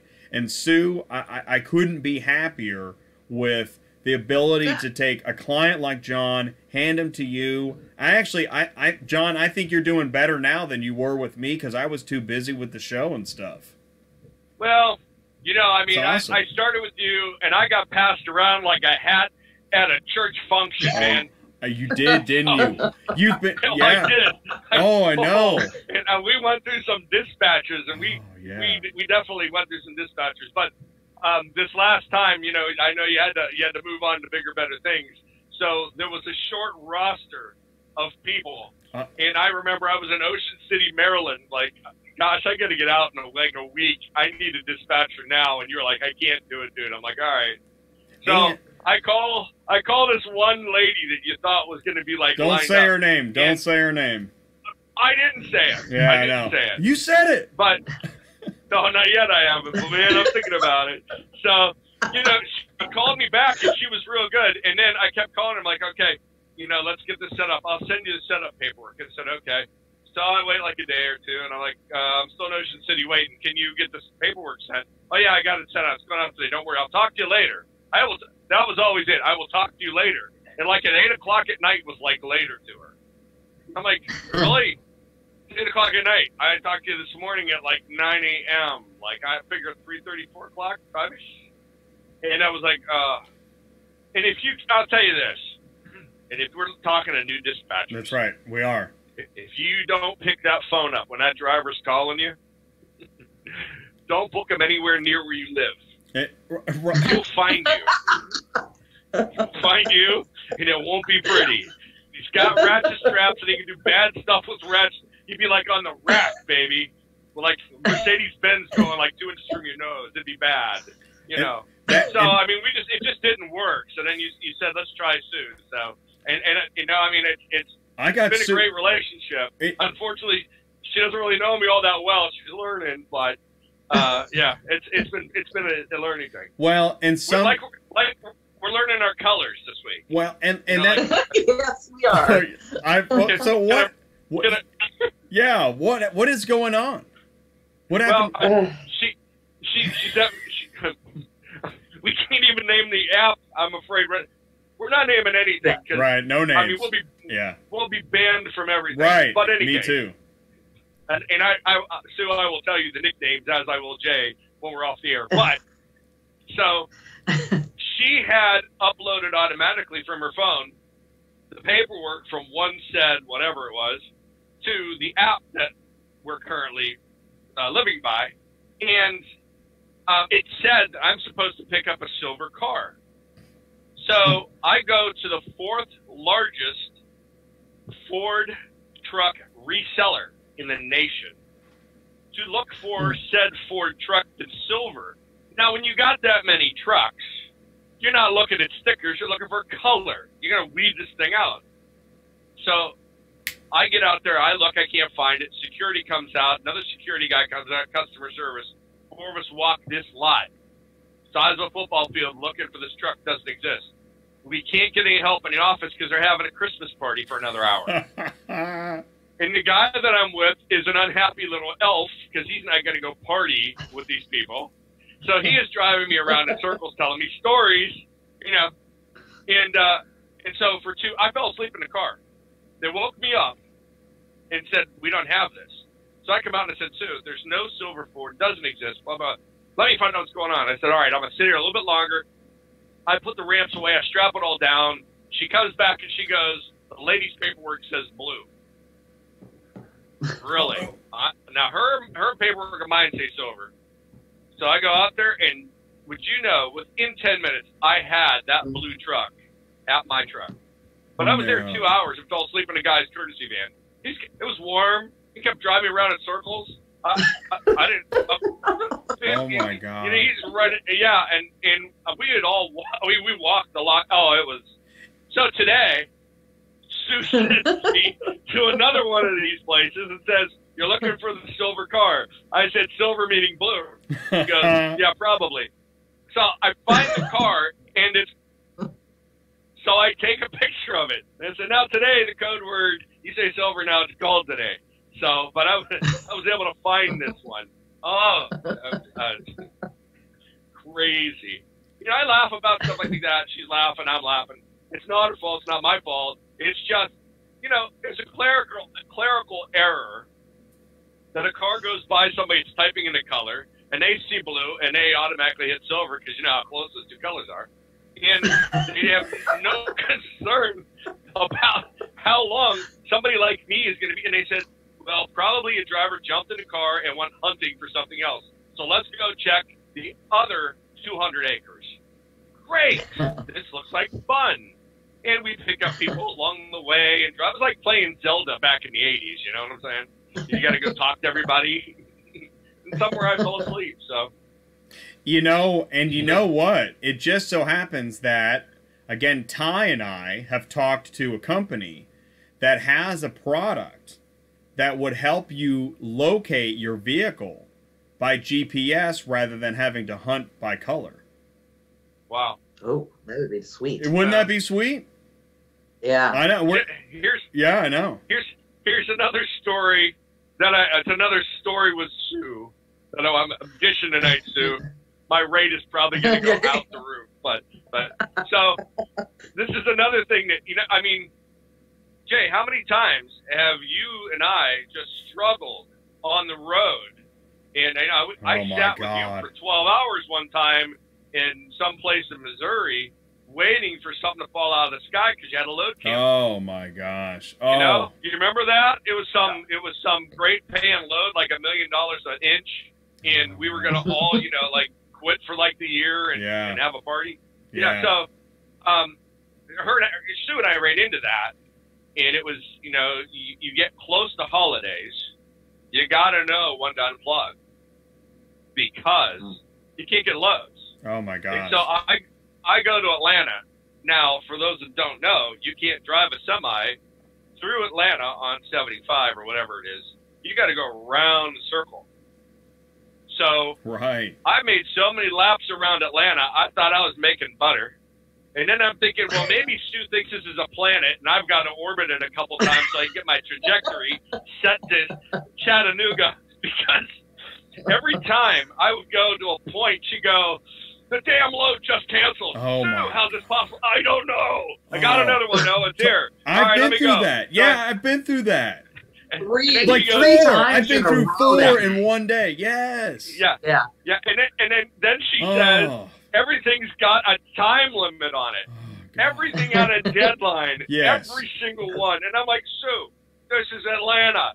This is like 3 to 5 o'clock. You want me where? I got to do what? Got to do who? I mean, oh my gosh, right? So I get to my final stop. Atlanta! 8 minutes before they closed. And I ran back in there like, I mean, oh yeah. I was going to have the ba-ba-ba-ba-ba theme, you know, as I go running through Vangelis, you know, Chariots of Fire. Chariots of Fire. I made it. And instead you are not closing this place down. Give me that car because you don't know what I went through. I've already been to Atlanta 3 times. I've seen it all. I'm giving tours to people that don't know, you know. But what can she, you know, what can she do? I mean, my option is it's close to Thanksgiving. You know, I'm not sitting in Atlanta when my family's 800 some miles away. Oh. She's doing all she can do, and as soon as she got something put together, you know, a link in the chain went. He's like, what? How is this possible? I don't know where they're going. So, we struggled that day. Oh, my gosh. I mean, we laughed about it, and we were like, at the time, it wasn't so funny. But I mean, when I think about it, like... and that's the question. That's the question is, why is it so difficult? Why is there so much wrong information on dispatches? Why are so many dispatches so full of all these promises when, you know, people at the certain dealership, they want to go home at lunchtime, or they, you know, they don't come until noon, or the railhead and the paperwork, and I mean, why is it so difficult? I came to Columbus. She sends me to Columbus today. Picked up a car. I didn't remember where I was at. I mean, somebody dug up a place today. But wherever I was. I come to Columbus, and she goes, you got to be there by 6. Well, I was 202 miles away, and it's 5 o'clock. Yeah. I mean, maybe if I'm going to, like, Pacific time, but no, I can't. So they said, this just can't be delivered. Now, let me tell you. Oh, my God. Let me tell you. Now, last night. I hate that. She books this load. I know where it was at. I know exactly where it was at. I was in Memphis, Tennessee. And she books this load.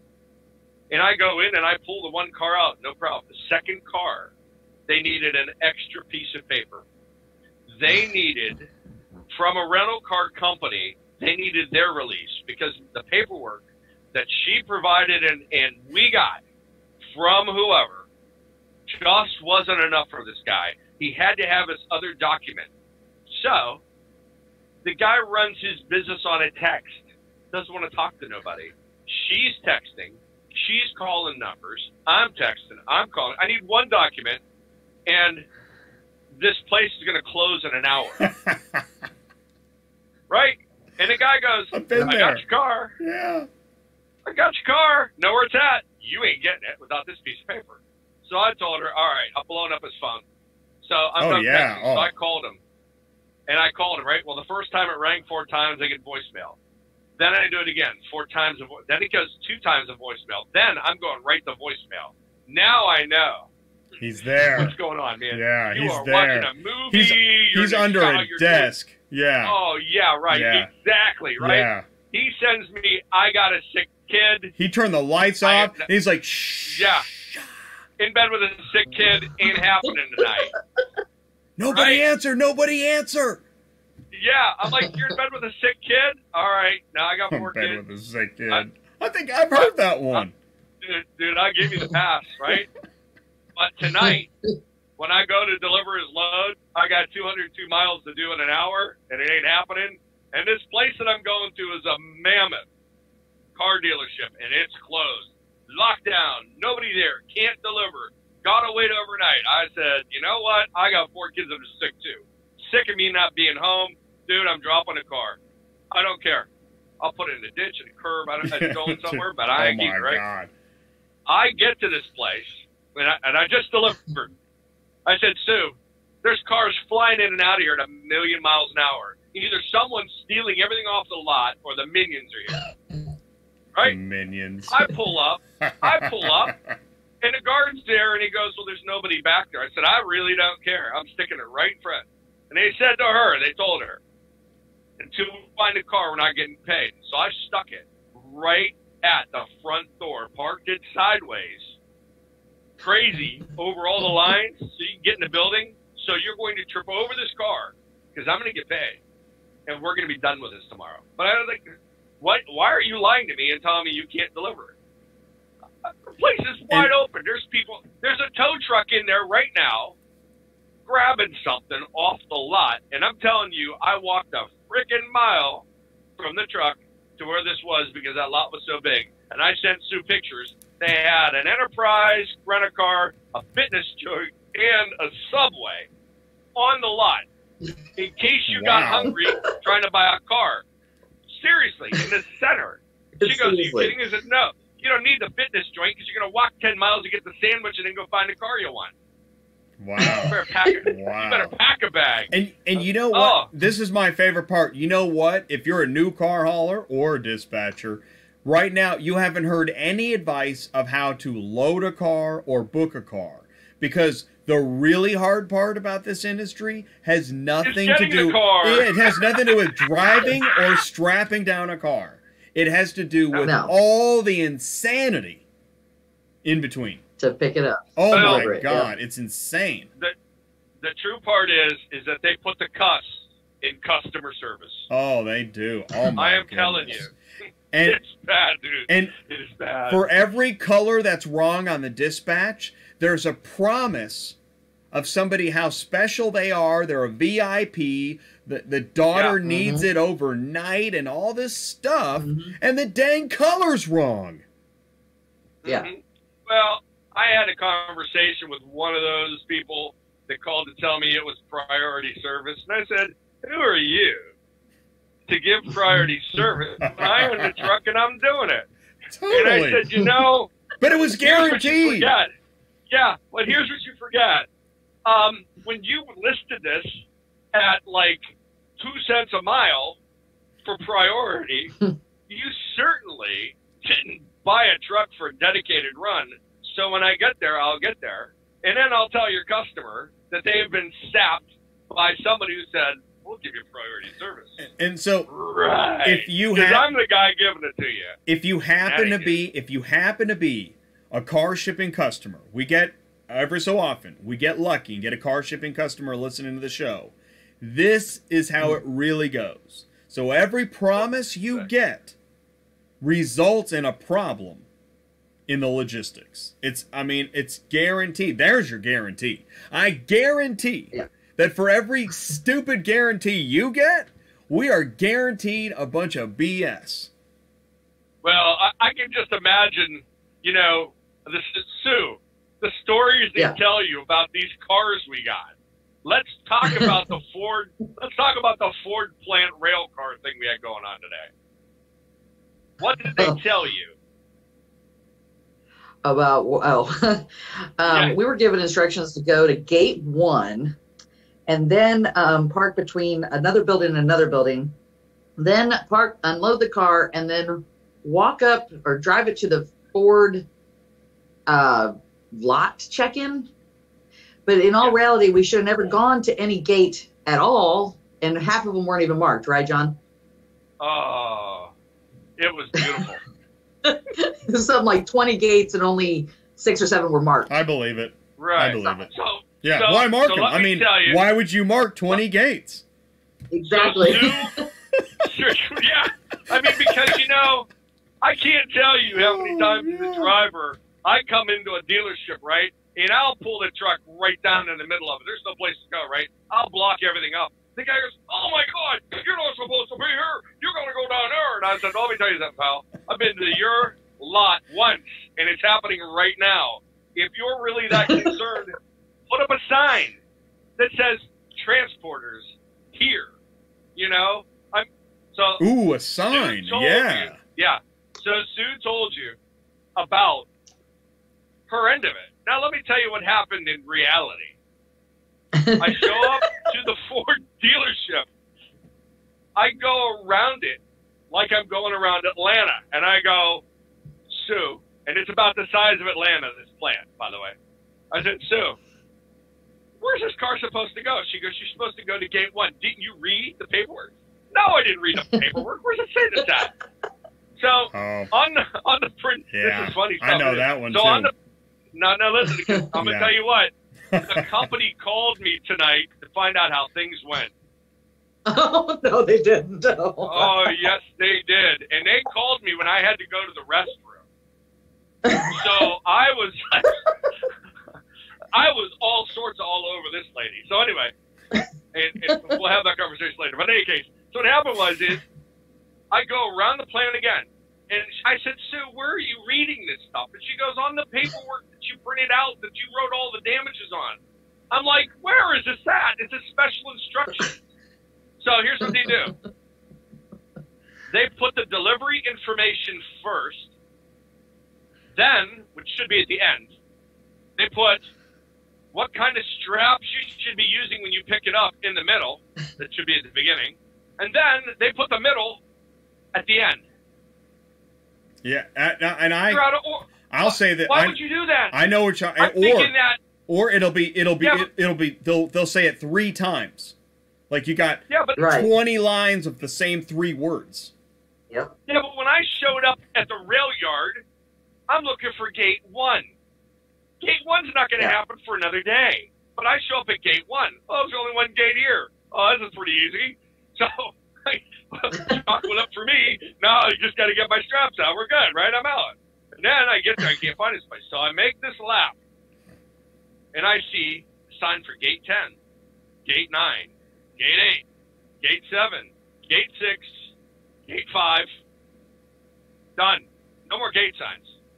Let me tell you about these gates. They ended at gate 5? No. That's the gate 5. But this gets better.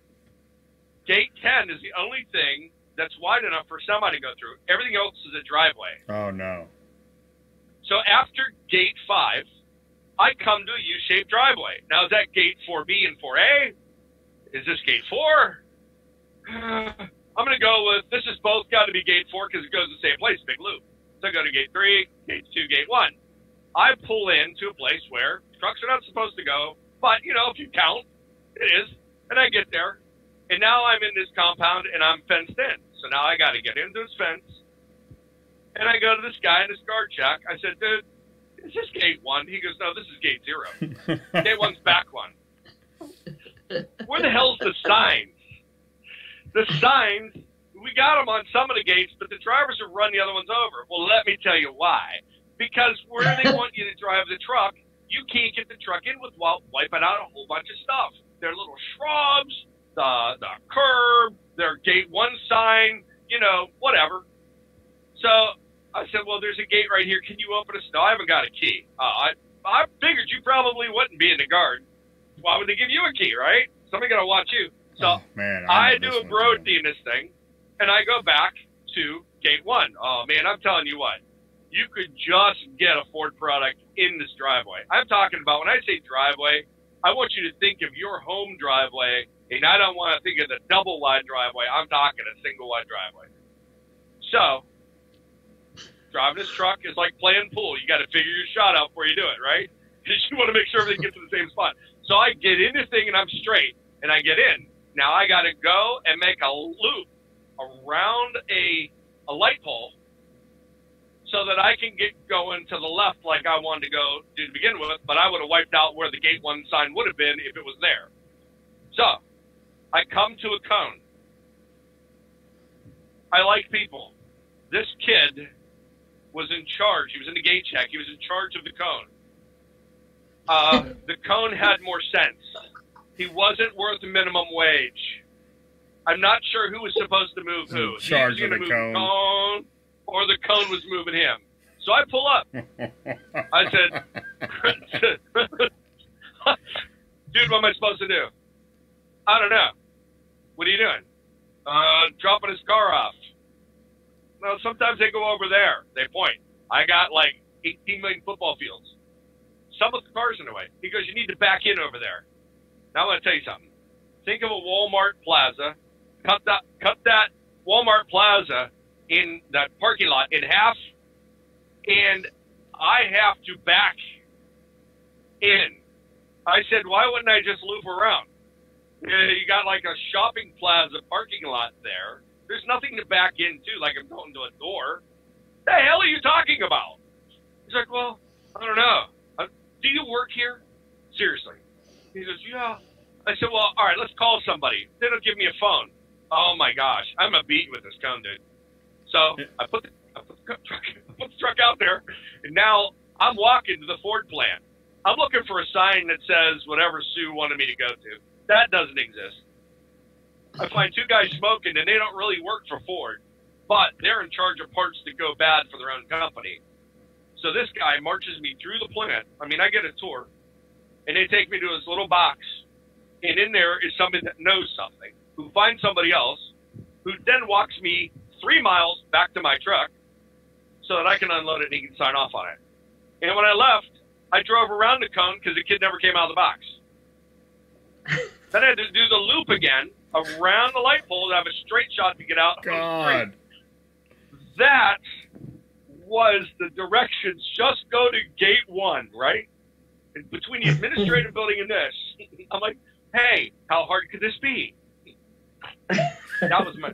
You know, that was today. I mean, like, oh my God. And as you tell the story, I mean, having been in dispatch for years, I know in so many situations, it seems as if the reality of the logistics as it will actually play out is something nobody thought of. No. They figured out. People figured out how much they're going to make. People figured out how many promises people have. We know there's an ELD ticking. We've got your insurance. You know, we got pictures of your truck. We have all the reasons why we, you know, okay, fine, we're going to dispatch to you. And yet nobody made sure the reality of the logistics are in place. Well, you know, I think too. It's crazy. And I know working hand in hand with you and, you know, talking with Sue. And today's flurry of texts were just, you know, I mean, now that I'm getting closer to home, now that we're getting closer to home, we could probably read that and laugh and go, that's really funny stuff. But, you know, she is dealing with the going on to central dispatch, pulling off the load. It looks all simple, but she is dealing with so many different personalities. This guy doesn't want his cars dropped unless someone's in a sign. This one here only wants to talk to you text. This one here, he's trying to do something else. And then she's trying to get the payment. And then she gets all this ironed out. And then she makes sure the cars are there. And when I get there, oh my gosh, then she feels she's done everything she can. And let me tell you, she's done it. It's done. You were the same way, Jay. It's done. You had that paperwork, you shipped that to me, and you put that in that app we're not talking about, but you stick it in there, it's finished. I mean, I put in bold, verified. Right. I got the hours, done. I got the name, I'm done. I'll tell you this, I called Sue, I'm dishing up. I called Sue last week, and there was some car thing, and I hear her say to somebody in the office, call right now and find out about this. And I went, oh my gosh, that was like the Grinch voice. Don't you sip coffee. you start dialing right now. This guy's waiting, you know. And it was just, but you know, it's funny. I mean, I imagine this stuff, but you know, it's funny, and but it's as a dispatcher, if you're talking to people who want to do this, the guy in the truck has got a 14-hour shift. We haven't got time to sit here and figure out where gate one's at. Oh my God! I haven't got time to figure out if gray is blue today or pink is purple. You know, I haven't got time to educate the security guard that he needs to take my license and should sign off on something. I don't, you know, I mean, and she's got a number of drivers, however many she's handling, to deal with too. Right. We're all blowing up her phone. Yeah. We're all texting her Oh my stuff. God. You know, half of my stuff is just nonsense of, you know, here, laugh at this because this is really stupid. Like I found well, whatever. But anyways, so I send him his stuff. But, you know, realistically, that phone is probably in her hand. If she's not talking, she's texting. And there's so much that goes on. I'm going to tell you what.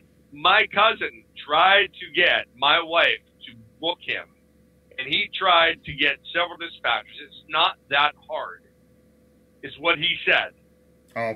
And I thought to myself, are you kidding me? Oh now, my wife did a crack bang job when I was in between dispatchers. Yeah, she did. You know, she did. And she was losing it mentally. Yeah. But the thing was that she had some great loads booked, but she didn't have the links in the chain. Well, you can't have them. I said, you got, if I get to Atlanta, we could have this. But at this point right now, I'm sitting in Nashville.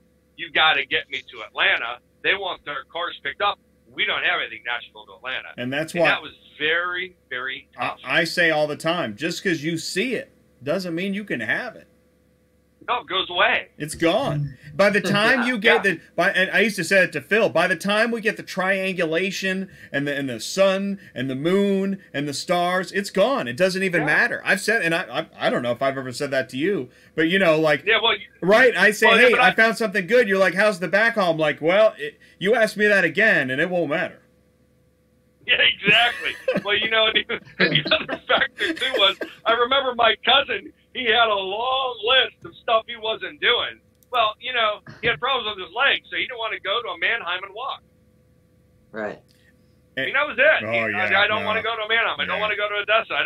Dude, where do you want to go? Exactly. You can't get everyone out. I just want to go to the bank. All right, well, great. We'll send you to the bank. Yeah. A one-way ticket to the bank. Yeah. Yeah. But you know, I think that's the big misnomer with people that are, you know, how hard could it be to be a dispatcher? You know what? I tell you what. It's ridiculous. That is very, very tough. That is very tough. Well, you know, and then you're the liaison between the driver and you know the broker on the other end. Half the time they're telling you some BS, like this guy tonight. You can't drop at night. Oh, let me tell you something.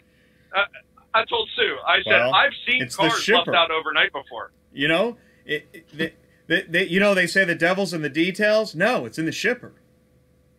Oh, dude. You remember that time that one guy raked us over the coals? Yeah. For a scratch in a car? Oh, my gosh. I paid $300 for a scratch in a car because the doggone truck was white. It had a 3-foot scratch in it. I put it on my bill of lading. I was a rookie. I didn't know you had to write it on the gate pass.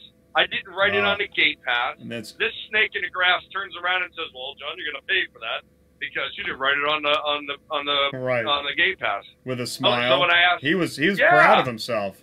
Oh, he was real proud. I wanted with pocket change on that. He's got a list of ways to screw the driver. Okay, starting with number 1. How we doing? Yeah. Well, you know, let me say this to the whole car hauling world out there that you've got to bend in your ear. Rent the movie Used Cars with Kurt Russell. You remember that movie? I don't think I've seen it.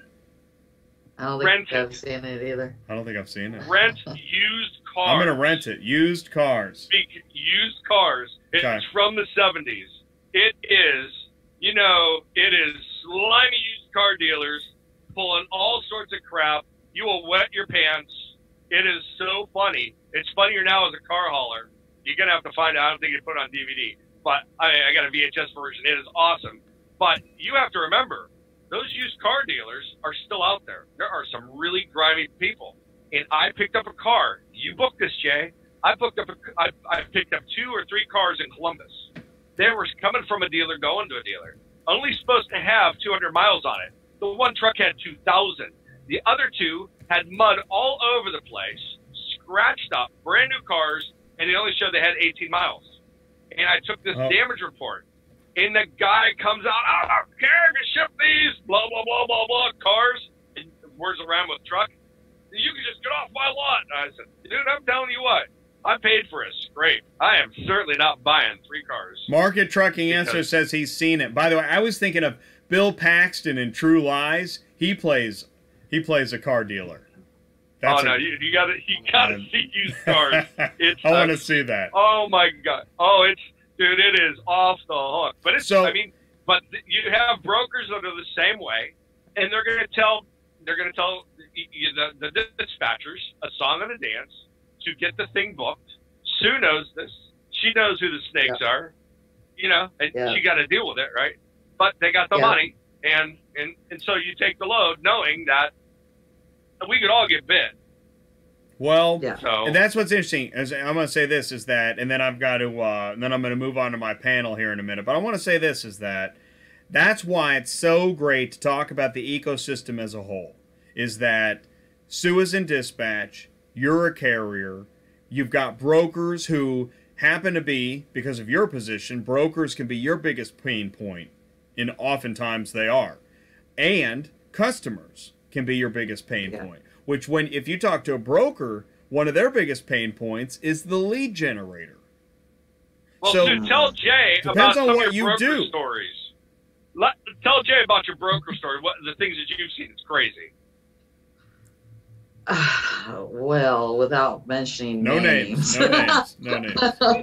Well, we all, there's certain companies out there that we all know that you're going to automatically, almost every time, you're going to get a call saying you damaged something that you didn't damage. We all know that one. I know that company. Yes, because they use a tow company to leave the cars at that you picked up from, and then you move it to the next place. I hate that. Yes. And then you always have to go through the process of showing all your stuff to prove that you weren't the one that did it. It could have been the other guy. So that one, I mean, I work with them. Don't get me wrong. So I usually make my guys use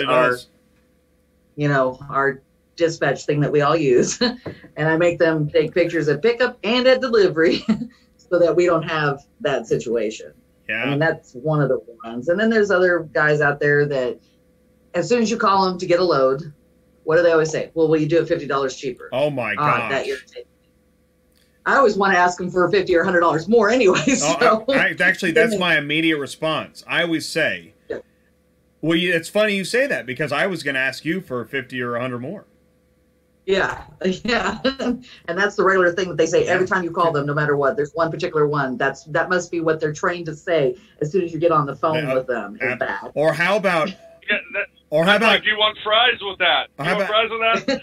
Actual pickup, actual delivery. How about that one? Yeah. Oh, well, yeah. They never usually, they'll not put the whole thing on there. So you got to bug them. I need an update. I've got one of those right now for one of my drivers in New Jersey. I don't have, or they send it over with no information, but they give you a buyer and a lot number and tell you to figure it out. Oh, my gosh. Or it's not paid for. Yeah, those are my favorites. Yeah, so they're not paid or they're missing all the wheels. But it runs and drives, and those are my favorite. And then, I have a forklift at delivery. Liars. They never have a forklift. Oh, my gosh. Nobody ever has the right forklift. I know. They got like the Home Depot. It just lifts up file folders. Or they call it tow truck, and they're like going to lift it up and pull it off your trailer. Oh, no. Oh, yeah. They say, we got chains. You can drag it off. No, my favorite one is this, we will get it off. Don't you worry about it. We will get it off. Don't worry about it. Forget about it. We'll get it off. There. Oh, my gosh. Yeah, we got 4 guys. We're going to push it off. Oh, my gosh. No, it's crazy. Well, now, if it's an in-op, if it's at a residence, I say, is it on asphalt or is it in the middle of the backyard with a tree growing out of it? Yes. Me too. Can we get to it or is it accessible? Does it have brakes? Because a lot of times it doesn't have brakes. Right. Oh, yeah, the but brakes. Jay, do you remember that? You remember that time we got that Army Jeep? Yeah. And it didn't start, and it had four flat tires? Yeah, I did. And this guy had a perfectly groomed yard, and he had a driveway just wide enough for another Jeep. And this thing sunk in the mud. Mm-hmm. And he goes, but they said that you would winch it on. I said, well, that's not a problem, buddy. I said, I'm going to back into your grass. I'm going to wipe out your mailbox, your buddy's flowers. I'm going to take out a whole bunch of stuff, right? And then I'll winch it on. What do you think? I come with like a 400-foot line, like I'm fishing, I'm trolling for Jeeps. It was a Willie. Oh, my gosh. I mean, he was Willie's Jeep. I said, you know what? You're not ready. I'm leaving it. No. I'm out. And he's, no. And you were like, we haven't got another load. All right, well, then I'll just get him to give me another $50 and we'll work it out. Oh, my gosh. Let's take out your So mailbox. eventually, the only way that we got it out of there was a tow truck. And we have had, Jay and I had at least no less than 2, maybe 3 tow truck deals that were, yeah, they're right there. Just come get it. Oh, they said you're going to winch it on. Yeah, I'm going to winch it on. But, you know, I'm not winching it around your backyard in a swimming pool. You know, I mean, can we run? I got enough line. If we run it through the kitchen window and out the bay window, I can grab your car. Can we do that? Because that would be a straight line. Unfortunately, your house is in the middle. You know, it's stupid. How about, you know what, John? I'm going to say this one, and then I got to let you go in a minute. But do you remember, I booked a car at a storage unit, and when you got there, oh, yeah, no, dang it, the key is in Louisiana. Oh, yes. Like, what? Yeah. What do you mean the key's in Louisiana? And the broker says, can we mail it to you? I'm like, what? Why would you do that? Send a Pony Express. He's waiting, you know, homing pigeon. Why not? You mean nobody thought of this? I think in that case, if I remember right, What the heck? that would have been our fourth tow truck. The guy came and grabbed it, and he slid it on his little flatbed tilty thing, and then he ran that out as far as he could, and then he hooked it. I hooked it to my winch, and he pulled away, right, sliding the car, which is in park, great for the transmission, sliding the car off and onto my ramps. Boop! It dropped, and I locked it down and took it. Right. But that was how we handled that. Drop it like it's hot. There was that one that we did in the hood. Oh, my gosh. And the guy told me to pick it up, I don't know, at an auto center or something. I think I remember that one. Was that Detroit? And, no, I don't forget where. Cleveland? I forget where it went. Oh, I think it went from Cincinnati to Cleveland. I think it, And I forget how they described this car, right? It was a Cadillac. But when it drove, like the top out to the left, and the one on the right was like leaning off to the right, and it was like pigeon-toed, and this thing, the whole side was wiped out, and the windows were broke out of it, and this thing was hobbling to the truck. And I'm like, oh my gosh, it was like chitty chitty bang bang at the worst part of the movie. You know, when it's all like half decrepit and falling apart. That is the Cadillac. You know, and the guy goes, take it to Cleveland. For people that are considering getting into car hauling, these stories are not far and few between. This is all the time. Every day's an adventure. I mean, Daily. so if I you post it on Facebook. The you- good ones I post on Facebook. if you like good stories, this is the industry for you. But if you like straightforward A to B, simple math, no, don't do car hauling. And don't be a dispatcher. Right, exactly. A dispatcher, you're a glutton for punishment. Well, and it was but you know, like with Sue, it's like it's hitting the fan. The fan's on high. Someone's throwing the manure in by the handful. Oh man, and I'm like, yeah, that's it. It's after hours. I know she's got this life, but you know, I'm still sitting here. My clock's going. I really hate to send this text, but okay, we're gonna suck it up. Sue, I'm in hell. Get me out of hell. I wish we could say that these are personally owned vehicle stories. But the blue silver truck, that was not a personally owned vehicle. That was a dealership, right? That was a plant or a railhead. So, or so if you could get rid of personally owned vehicles, railheads, plants, maybe you could say, well, dealerships are easy. Well, but you just talked about a dealership where it was so dang big that you had to get a sub sandwich to last. Yeah. I don't know what location's easier, but I do know this, and this is why I have a repo hammer and I'm showing it, is that I have a repo hammer. Because one of my least favorite places to pick up cars is the repo lot. But it's okay. It's okay because repo feels that way about car haulers. Did you know that? Well, when we did repo work, I showed up in Louisville, Kentucky, and I'll never forget. Some girl bought this car. I don't know what it was, but she went to the AutoZone or Advanced Auto Parts or O'Reilly's, whatever. And she bought every little piece of rhinestone bling she could find. And she decorated that car in rhinestones. I don't know how she drove. Oh, I remember you told me blinded, that. Right? Yeah. I thought it's a freaking mirror ball, right? But I get there to pick this car up, and the repo people aren't ready. So they hand me a garbage bag. And we go get the car. And she's like, anything that's not really part of the factory car, throw in the garbage bag. So I am digging through this girl's life, throwing stuff in a garbage bag. I said, what do we do after we do this? She goes, oh, we're going to give her time to come and get this. And I was like, oh, really? But here I am cleaning out a repo car because they just weren't ready. Wow. Yeah. And I'm peeling the bling off. And every piece of bling I peel off, I'm like, if she just wouldn't have bought this crap, I wouldn't have to be digging through her life and picking up pennies off the floor. She threw pennies on the floor, put bling on the thing. I think she needed the money for the bling and the pennies. She could have made the payment. The repo lot will tell you that's why you need an appointment, so they have time to pull all the stuff out of the car. Which is interesting. I didn't know that until a repo lot told me that. And they've got their own rules they have to follow. So you repo a car and it's going to an auction, right? I mean, does anybody think that maybe you should take the garbage bag out there and start with the hefties already? I mean, why do you got to wait till the driver gets there? This is where they say, again, so it's interesting when you talk to the ecosystem, get the information. The repo lot says, well, they're understaffed and their profits are being cut into, so they don't really have the time or ability.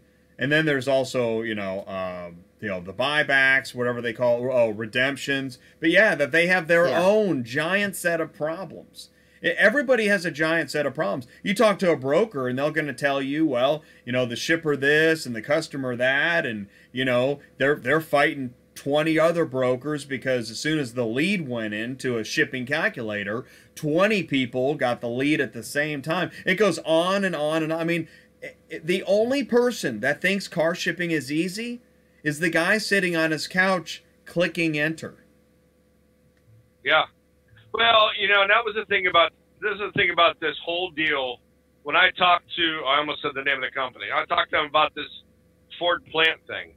I said, somewhere along the line, a human being said, we have a car that's sitting in Alabama, and it happens to have some problems with the Freon, and we've got to get that to Kentucky. Let's get a driver. And they put that information in. And then after that, that human being is out. So when I said to Sue, who generated this? I don't know. I said to the company that shipped it, I said, Sue, well, we're a third-party shipper. I said, you're not getting any information. You gave my dispatcher and my number that rang, and I get the same message I get when I call back a robocall. We can't reach anybody.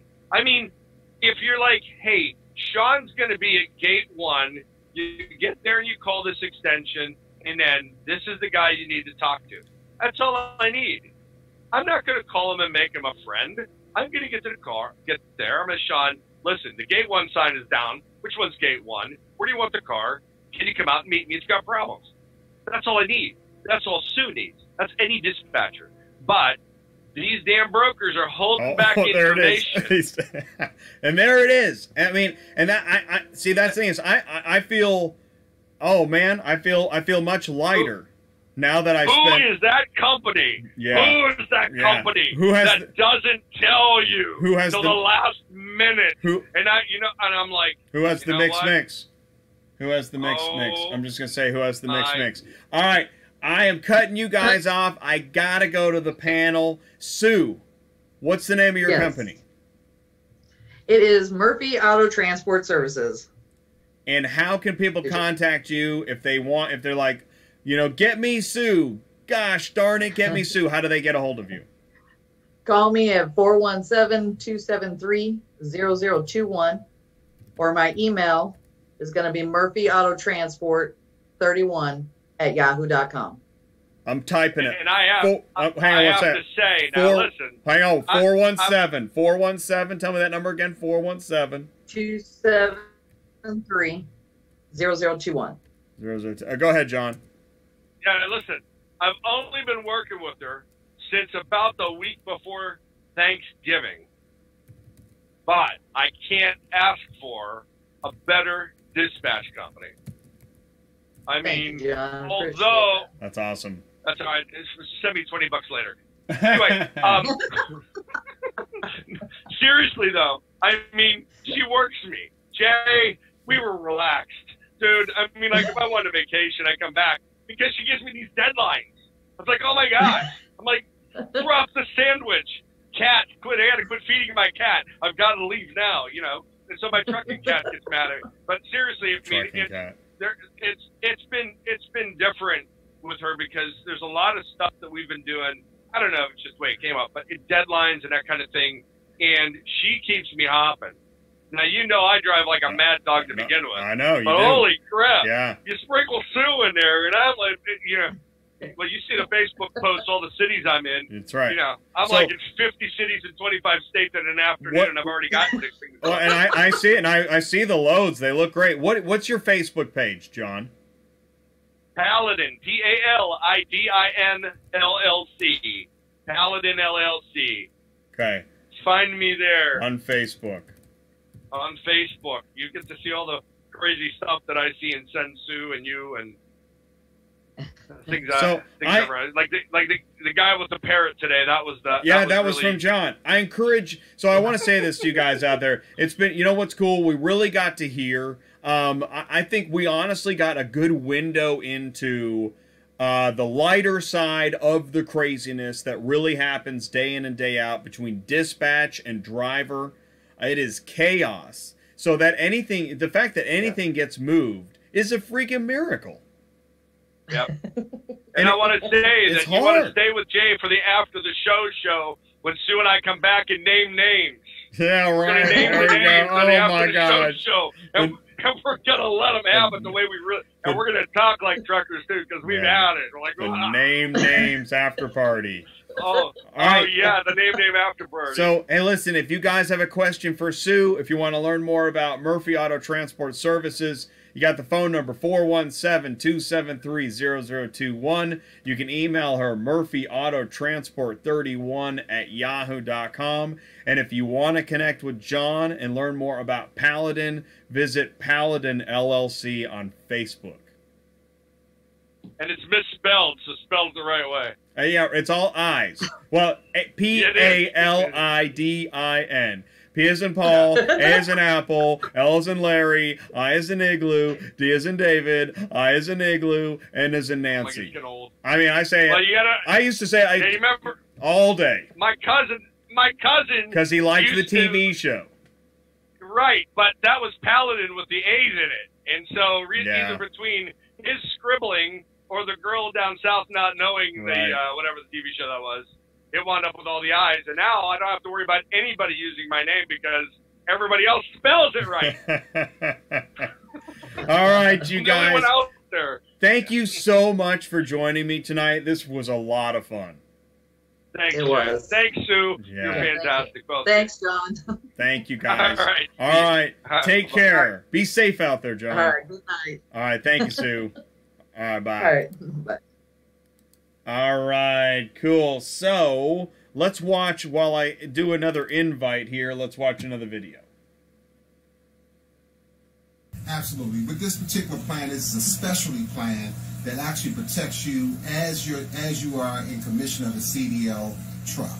So when you're behind the wheel of a rig, outside of your personal vehicle, anything that's considered a CDL vehicle, you get access to a plan that protects you in that world. So just for example, this is a commercial driver's legal plan that we particularly offer. We offer specifically to commercial drivers, whether or not you're an owner-operator or you actually drive for a company, you can have access to this. So what it's going to actually give you is tragic accident representation. So that means if you kill somebody in a vehicle, it don't have to be your fault. Somebody slams on brakes in front of you. Now you're in a situation where you had a multi-thousand-pound vehicle that killed someone, and now how much is that going to cost you to get representation for that?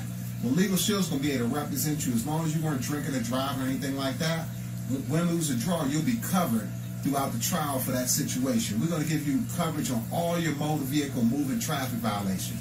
Whether it could be a logbook violation, overweight, it could be anything dealing with speeding, missing a scale, any of those things that may happen. And you know those tickets are quite expensive for a truck driver versus us regular people who drive a regular car. And sometimes they can sit that truck there until you pay that fine before you can move it. So this is going to give you access to be able to have attorneys represent you in court so that you don't physically have to be there. You can still be moving loads, making money, while the attorneys are handling those pieces of your business that may pop up. And this is a national program as well, by the way. So that means if you're driving anywhere in the United States or Canada, this plan covers you. Also, we're going to help you with IRS audit situation. A lot of you guys are owner-operators. Then you got to do taxes, just 1099 income. How do you report that stuff? How do you know what you can write off? If you get audited, who do you call? Well, it's usually in a tax attorney's thousands of dollars an hour just to get help with that. Well, with this program, 50 hours already taken care of if you're audited, but we go to the audit with you and all those types of things as well. The last thing I want to tell you real briefly, that this plan is going to actually give you access to get your will done. Folks in this country, 90% of minorities and 70% of all Americans, we all going to die. But those percentages do not have a last will and testament to leave and dictate where their assets go upon death. Folks, we can say everybody, let somebody else figure it out, but the state is hoping that you don't have one. Why? Because they get a percentage when they have to get their attorneys involved to be able to figure out what to do with the rest of your assets. But also, folks, who raises your kids? Which one? What happens to the schools they go to? What about the things that you're putting in there? So you were on another show we did the other day. No, I wasn't. There's no additional cost. It's included in your membership. Folks, this membership is $32.95 a month. So I guarantee you can take full advantage of it today. Get in contact with me at 302-270-4507.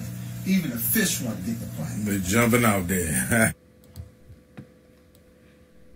All right, cool. So here we are, guys. We are now in the New Car Hauler 101 panel. Let me go ahead and bring up some titles here. So please say hello, Charles. Welcome to the show, Charles. Hey, guys. Hey, we got Charles from Acme Car Shipping here. And we've also got Sam from Pelican Trucking Insurance here. Hey, guys. And yeah, thanks for coming in. And Ty from CTS, of course, is with us. Of course. So, of course. All right. So, you know what? First of all, I want to thank you guys for sticking around and making it happen to be here in the panel. I had an original time estimate. I think it was around 9:30, and I'm about 45 minutes late. We've come to expect this, WJ. Yeah, I mean, you say 9:30. I expected like 11, so we're still doing pretty good. Yeah, we're ahead of schedule. So right, yeah, that's right. I meant Pacific time or something, right? So, yeah. So no, I really appreciate you guys sticking around. And the theme of tonight, New Car Hauler 101. This is a hard thing to live up to. I mean, I'm really, taking a gamble saying that this show is going to help new car haulers learn about new car hauling. But I also think that there's truth in that we can help. Charles, you're a broker. Sam, you work in insurance. Ty, you help coach. And, you know a lot about equipment and how to find customers. And then I got the dispatching part. So, I mean, there's a lot here. Now, the downside is there's going to be people that watch this show, and they're like, oh, I didn't even catch it live. It's after the fact. So I'm going to ask this right now. If we get comments below the video, and we may not get many, or we may get several, I don't know. But if I get a comment that I think is specific to your area, then I'll email you and ask you to reply to the comment, okay? Okay. I want to kick it off this way. Charles, I said this to you when we first talked. When you get a new car hauler that wants to work with you, they call about a load, and they want to book it and transport it. What advice do you have for new car haulers? What would you say? Well, if someone hasn't hauled a car for us previously, we are in the corporate relocation space. So ours are either COD customers or their employers are moving them across country for a company-sponsored move. So we actually have a dispatcher on our staff that handles all the new carriers. So goes over all the details, the expectations, when you need to call the customer to let them know when you're going to be there, to make it a smooth transition for the carrier as well as the customer. And so there you are. You're on the phone. You're talking to a representative from the carrier and explaining. Yeah. Right. And I mean, how do you feel? Are they receptive? Are new carriers listening to everything you said? I think they do. There are, the small percentage that just say, okay, yeah, just send me the order, and don't go about it. But most carriers, I think they understand that we're trying to help them in the process because we've already explained, we've done a pre-shipment call with the customer to kind of set up the expectations. Just like talking about Atlanta's not a spot a driver can get into. So they're going to have to meet, and we want to set the expectations with the carrier as well as the customer. So verification of details takes place, right, when you're booking with the shipper, right? And exactly. that's a big part of what. And so if, in this case, if they think they're picking up a blue pickup, or actually they think they're picking up a silver pickup and it's a blue pickup, who should have had the right color? We should have had it. or the shipper should have known that their truck was blue. And, one of the other. Well, and that's why I say you have shippers that didn't tell you everything you needed to know to tell the driver, right? Oh yeah. So what do you do there? Usually that is something that the carrier's calling us, just like John did in that situation. He's like, help, I need more information. This can't be right. So ours is a little different situation in that you're picking up from the vehicle owner.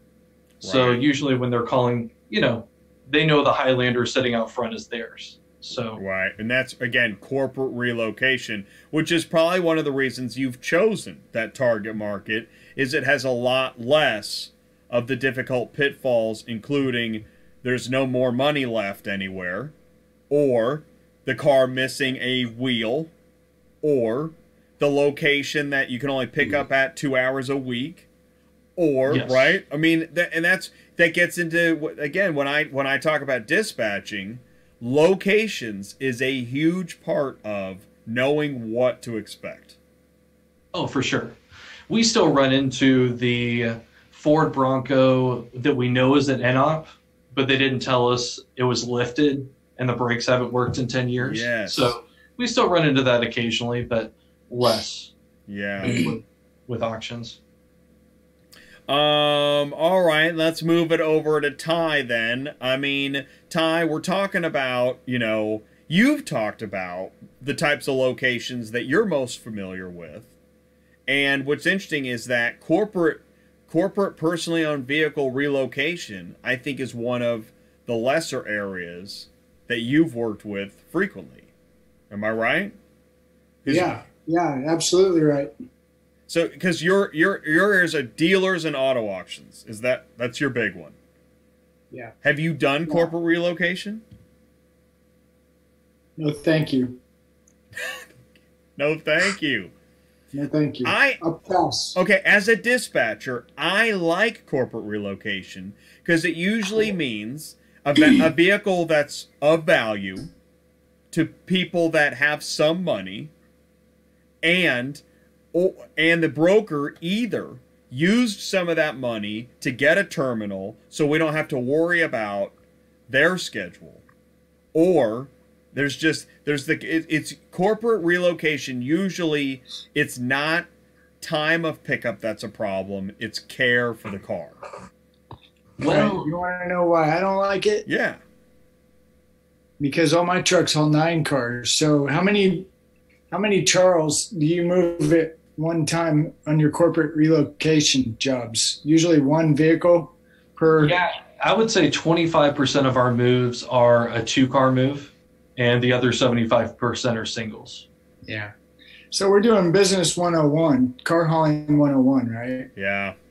And this is where Jay and I are learning a lot of stuff. Or I am. And Jay's actually teaching me. I mean, this is 101 for me. I don't get it. I really don't. But so I'm not probably the right one to talk to about those. This is good, though. I mean, that's why I want to tell you guys, and I learned this on Trucking Business Freedom, is that one of the reasons we have the panel is because we don't all live the same life. Right. Right? And what our goal here is to give people things to think about. And right there, Ty, you just brought up an interesting point, is that if you're a 9-car looking to get full, corporate relocation is not maybe the first choice. Not for me.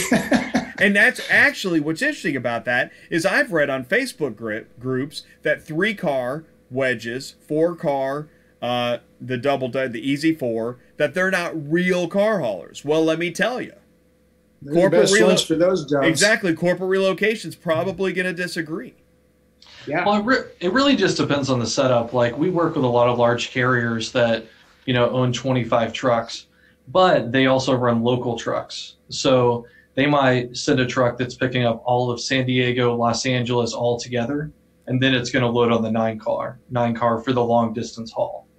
So, let me ask you this, Charles, because Jay and I have a saying. It's called short mile, long dollar. Mm-hmm. Long mile, short dollar. Mm-hmm. And I don't know how true that is or not, because I stay short. I like the short. Yeah. So, if I was getting, and we're talking, and you're right, Jay, this is a panel. We're putting out information for people to consider. So I see Charles, is that right? Yes. Yeah, Charles is a huge part of the ecosystem that I don't know anything about. So I'm not going to knock. People move all the time, and they need their cars moved all the time. So in my brain, here's what I think. I'm like, can we all find a place where we can stash all these cars so the guy with the big 9-car doesn't have to go through a residential neighborhood to pick up 1, maybe 2, and then drive to another residential. So, I mean, like, dude, that somebody could score huge with something like that. Agreed. And there are companies that do huge volume for that, for large car haulers, or they'll have owner-operators that's all they do. They run local work. They run a 5-car, pick up all around Southern California, drop at one spot. They do a run in the morning, run in the afternoon. And then they put everything on the big truck right there at their place. And exactly. That makes sense. I like that. Yeah. Well, it's interesting. That's what DAS. When I used to book cars and it was a DAS car, that's why it's too bad they went out of business, because they had terminals everywhere, and you could make a business out of moving cars to and from those terminals, and then 9 cars picked up at the terminals. Yeah. Agreed. Everything was terminal to terminal with DAS. Yeah. So it didn't matter the location. Where did they go? And that's a really interesting point, is that maybe financially that didn't work out. Yeah. And that can be an expensive model, because I mean, you have the flatbed on both sides or the 3-cars. So if you have that added expense every single time, it's an expensive model. I think Jay said it, there's only so much money you're going to get to move that car from here to here. Yeah. That's why I can't stand cheap car shipping. Mm-hmm. That's okay. I'm gonna be okay. Makes sense. I'm gonna make it. But I mean, come on, man. And here, Silver Mint says, does door to door yield higher rates? And I'm gonna say it darn well better. If you say every time you say door, it goes up. Okay, so if you say door to door to door to door, we're all gonna be rich. Yeah. In fact, that's going to be if I become a carrier, it's door to door to door to door to Gold Bar transport. Yeah. Hey, did you ever answer your question? Which one? Which one? What do you need first? MC, insurance? Oh, yeah. Thank you. What do you need first? Question of the day. MC number, equipment, or insurance? Sam's got this one, right? I know the answer. Well, it depends on how you want to do it. I mean, if insurance is definitely going to be last as far as purchasing, you can quote it sooner. You can quote it before. You could do insurance first. If I'm thinking about going to buy a truck and become a car carrier, I can go get an insurance quote. I live in Los Angeles. I think I'm going to go get a 9-car and drive for a living. I get an insurance quote and find out that it's going to cost me $45,000 a year to insure my business before I go buy a truck. Right. Take it. Take the 45 quick. If you found it for 45, jump on it. But you get my point. So you could actually do it in any order, really. I would probably do, if you already have the truck, definitely check your rates before you go get your MC number. Because if it's going to be too expensive, then there's no point in wasting your money on getting numbers. Those don't do anything for you. I can quote it without them. Right. So it leads me back to 101, car hauling 101. One of the things I always tell everybody that we coach is... Good answer, Sam, by the way. Yeah. Really good answer. Yeah. I always tell everybody, dude, if you don't have 3 to 12 months sitting in the backyard somewhere, you might want to hold it up. And you know what? I've read that in Facebook groups ever so often, and I'm thinking that's the problem. I'm thinking the person that got that answer is thinking, well, the whole reason I want to get into car hauling is because I need money. I mean, right. Not exactly, but you know what I mean? Like, who has that kind of savings? This is 2018. You do realize the tax codes today. Nobody has any money. And if you do, you've got so much money that you're not buying a truck, you're buying a fleet or an island or a yacht. There's some ground between buying a truck and buying an island. Really?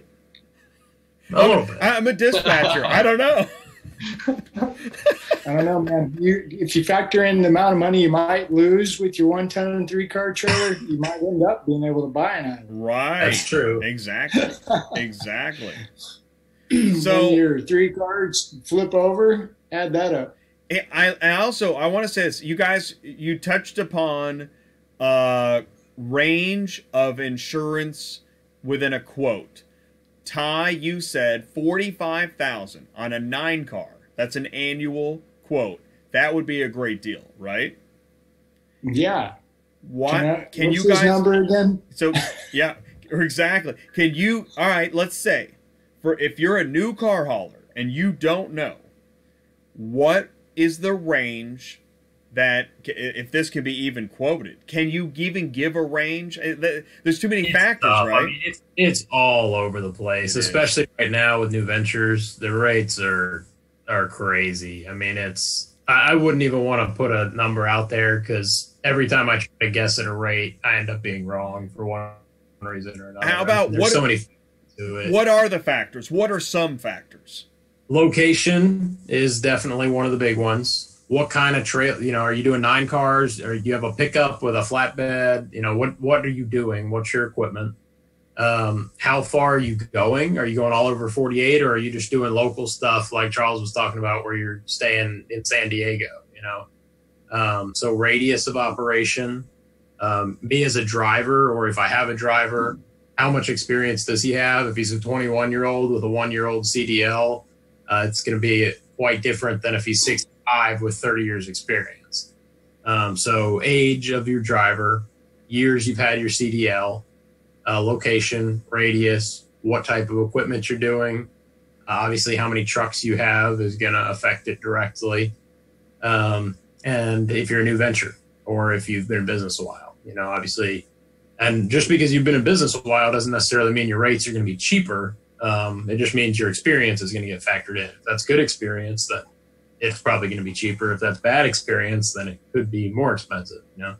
Insurance can put you out of business pretty quickly if you don't maintain your equipment. You get a few out of services, or you get a bunch of claims real quick. You have 3 cars slip over. That's not going to look real good come renewal if they paid out $400,000 to replace 3 cars. Wow. So that's pretty. that's a few things. There's more than that. Credit sometimes gets factored in of the owner. There's a lot of stuff. Hey, is that Sam? Yeah, Sam. Who are you finding is your go-to for underwriting? It varies depending on where you are, what you're doing, quite a bit. And with new ventures, it's very limited, even more so than it normally is, because nobody wants to do new ventures, especially right now. Progressive, National Indemnity, Berkshire Hathaway. Depending on where you are, we've got like QBO. Lancer does a little bit. There's a couple others, depending on what your growth plan is. Also, that can factor in, because there's a few companies out there that'll write new stuff, but they're real restrictive on what they want. You can't add any trucks, or you can't ever have had an accident, or things like that. But that's a few names. And unfortunately, there's not too many more past that. Yeah, it's kind of, I've noticed probably in the last 5 years, it seems like a lot of the players have left the court. Yeah, it's so expensive for them too. People complain about, but a lot of times these programs that the insurance companies are running are losing them money, even at the rates they're charging. It's just, and a lot of that, believe it or not, another thing that factors into rates that ties into location is the legal system. Sometimes, depending on the state, it's not necessarily how many claims they're having. Like Louisiana is a great example of that. It's that the insurance companies are scared of the legal system because they're just tough on insurance companies. If you have a claim, it doesn't really matter what happened. The lawyer gets in there and it's anybody's game. You turn in a $8 claim real quick. Another great point, and that's what's so interesting, when you have to look at the whole ecosystem, because it is easy to blame insurance companies, just like it's easy. People do it all the time. I've done it. Blame, don't get me wrong. But they've got some faults. Well, we all share a piece of the fault. But blame the broker, blame the insurance company, blame the dispatcher. It's tough, man. There's so many moving parts. Well, I like what Sam said. I think he's right too. That is smart. Get a quote before you do anything. Yeah. If you're thinking about going, that's great advice. It really is. Probably 50%, at least 50% of new ventures that we quote never go active. Not because we lost the business to somebody else. They just, they didn't think through their plan all the way. Insurance was too expensive. The truck they were going to buy fell through, one thing or another. And that's okay. I don't mind only binding 10% of the people we quote. Especially, I would rather have you get a quote and not buy it than get a quote, buy it, and go out of business in a month. That's not doing anybody any good. That's a lot of work for everybody, and you're going to spend a lot of money that you're not getting back. Mm-hmm. Yeah. Knowing your expenses. Yeah, exactly. Knowing your expenses. So fuel mileage, insurance, phones, tires, maintenance, all that crap. Which, here's a good question for everybody. What's your target dollar per mile? If you're a 101 new car hauler, what should your target per mile be? I don't really have experience in that. With being a broker, we don't run that portion. And isn't it interesting? I liked it when you said it, Ty, because I think you made me re-examine. Here I am, a dispatcher, staring at load boards, and all the vehicles have a cents per mile. But I didn't know, as a dispatcher at the time, what the carrier's cost per mile was. So if I don't know their cost per mile, but I'm booking on cents per mile, what is going on there? And that's the thing. The target per mile in any trucking business is really irrelevant. That's not the number you need to be looking at. It's your profit per mile, or really profit overall. I mean, it's your averages you got to keep in mind. If you're averaging so much profit, if this one load gets you somewhere you need to go, or it does something for you logistically, it may be worth taking a little less on the mileage, if it adds benefit to what you do. Short mile, long I don't haul. know what the target is for car haulers. Obviously that's going to depend on what trailer you're pulling, but that's probably a better question for you, Ty. Yeah, it was kind of a rhetorical, and I don't really have an answer. It's kind of like you and throwing out a number for insurance. Yeah, you talk to anybody. Hey, man, if I can get $3 a mile, I'm happy. Right. Well, the next guy you talk to, he says, "No, I'm happy at 8," and he might be getting it. I don't know, but you're right. As in, you can't come to what's your target dollar per mile until you go through what you're talking about. Get your insurance quote. What kind of truck are you running, and what's your average? Don't go off your family show. Don't go off the computer on the dash. Fill it up, drive it, check your miles, and then fill it up again. And I'm pretty sure that you'll be shocked. Oh, yeah. You will. Yeah. Yeah. Well, so there's your, okay. We're talking about, let's think. Let's pretend we're talking to a new car hauler. I did this on the cost per mile show. What are if you had a spreadsheet of your costs, what are some of the most important costs to think about? The cost of your truck? I made the spreadsheet, actually. Oh, great. Not for car hauling. It was actually for general freight. Great. I've made it, and I made a calculator so that I could look at. I actually did it for myself because we were thinking about buying a truck at one point. Awesome. Smart move. Yeah. Go with insurance. Don't look at per mile period. And in fact, Nerd on 18 Wheels says it. I was going to say this, is that it's hard to look at per mile cost. Even if you do per week, per month, per year. Yeah. However you need to break it down, the point is to list your expenses and then look at how much you're making, how much you're grossing, so you can calculate your net. And it's amazing how many people don't do that. Well, the other sad part about this business, since we're doing 101, is just like Sue and John? John, yeah. Yeah, $300 for a scratch. How do you factor that in your costs? Good point. How do you?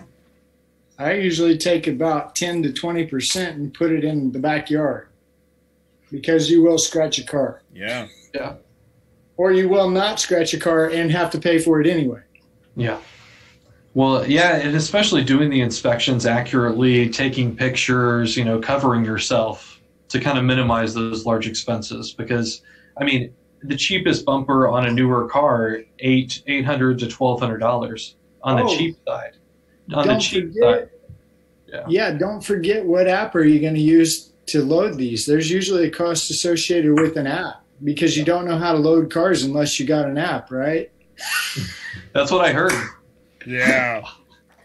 Ty is making a joke he was told one day. But when you add up, and I think where we're really at, if you list all the stinking things you got to pay for, you add your ELD, you add your truck parking, my gosh, that list is long. Yeah, what about your car pullers? If you go to auctions, it's always nice to have your cars pulled out, isn't it? How much is that now? $5 to $12 a car? You add that up in a month, and you are you could be in the hundreds. Especially, if you run auctions regularly, sure. So there's a lot of expenses that we call variable or unknown. That's again, and I'll put a plug in for CTS. you know, I don't know what those costs actually are, but I'm going to ask you, if you're wanting to get into the business, you tell me. Here are some of the things you look at. Oh, well, did you remember that one and that one and that one? But what about when you're dragging your 3-car trailer and the electric brakes decide to lock up and you just burn up 4 tires that you just put on? Tires. I hear that one. I've heard tires, right? We talked about that on the trucks. Yeah, you're going through tires like crazy. Yeah. So 101, you know, it can be exciting, but it definitely needs to be approached. What's that saying about usually if you're going to build a house, you count the cost first? I think it's one of those parables or something. Measure twice, cut once? No. No. Yeah, you don't build a house unless you count the cost first. That's a smart builder. Right. Okay, right. Yeah, think of a builder's spreadsheet. That's probably similar to a car hauler's spreadsheet, or at least should be. Yeah. Yeah. Do you, on the spreadsheet you built, Sam, did you have something you were going to add about that spreadsheet? Because, I mean, that sounds... Is that, I don't know. Nothing really. I was trying to pull it up, which ended up a lot longer than I thought it would. But to your point about cost per mile, fuel and your own pay is really, or if you have a driver, your driver's pay, if you're paying them per mile, are really the only things that have any correlation to how many miles you're driving.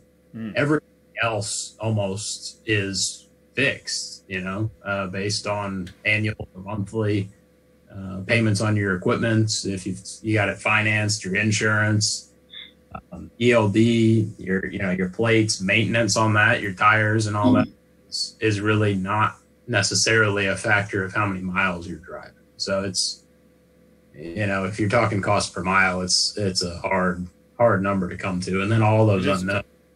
There's no good way to account for those. There's just too many of them. You got to lump it into one, like you said, contingency bucket and just write it off, put it in another account, whatever you got to do, take it in cash and hide it under your seat. You know, so you got that there when you need it. But, you know, that's all I was going to say about it. Well, it's interesting. Cost per mile is a dangerous thing to try to calculate, because I mean that'll make you crazy. Like I saw somebody's spreadsheet, and yeah, I mean he had brought the cost of the tire down to the mile, and there were so many zeros in the decimal, it made it just impossible to even conceive. So calculating actual cost per mile can be very difficult, but and that's why Nerds on 18 Wheels, he says in the chat, correct, he bases his numbers off the total gross, expecting to at minimum double his overhead. Yeah, however you do it. Yeah, I mean, there's a lot to think about when you start to, just like when we're talking to Sue and John, not once did we actually talk about how to use a ratchet strap. Because that's the easy part. Yeah, it is. You're right. For sure. Which is bizarre, actually. Yeah. Well, it's a hard business. That's the end of it, in my opinion. Here's 101 for you. I hope you got some big shoes. Got some big shoes. I was going to say something else, but it is a family show, right? Well, Jay? it's a family show. But I tell you what, I like what you added this, is that do you have a background in, first, easy one, trucking, or maybe race cars, or maybe dealerships? I think you added this. Or did you work in towing or welding? Did you work on a farm? You know, what we're asking is, have you worked with your hands with mechanical engines and devices that don't work regularly, that you got to fix with your hands in the dark, in the middle of nowhere? Can you do that? Because if you just left an accounting job, I don't know.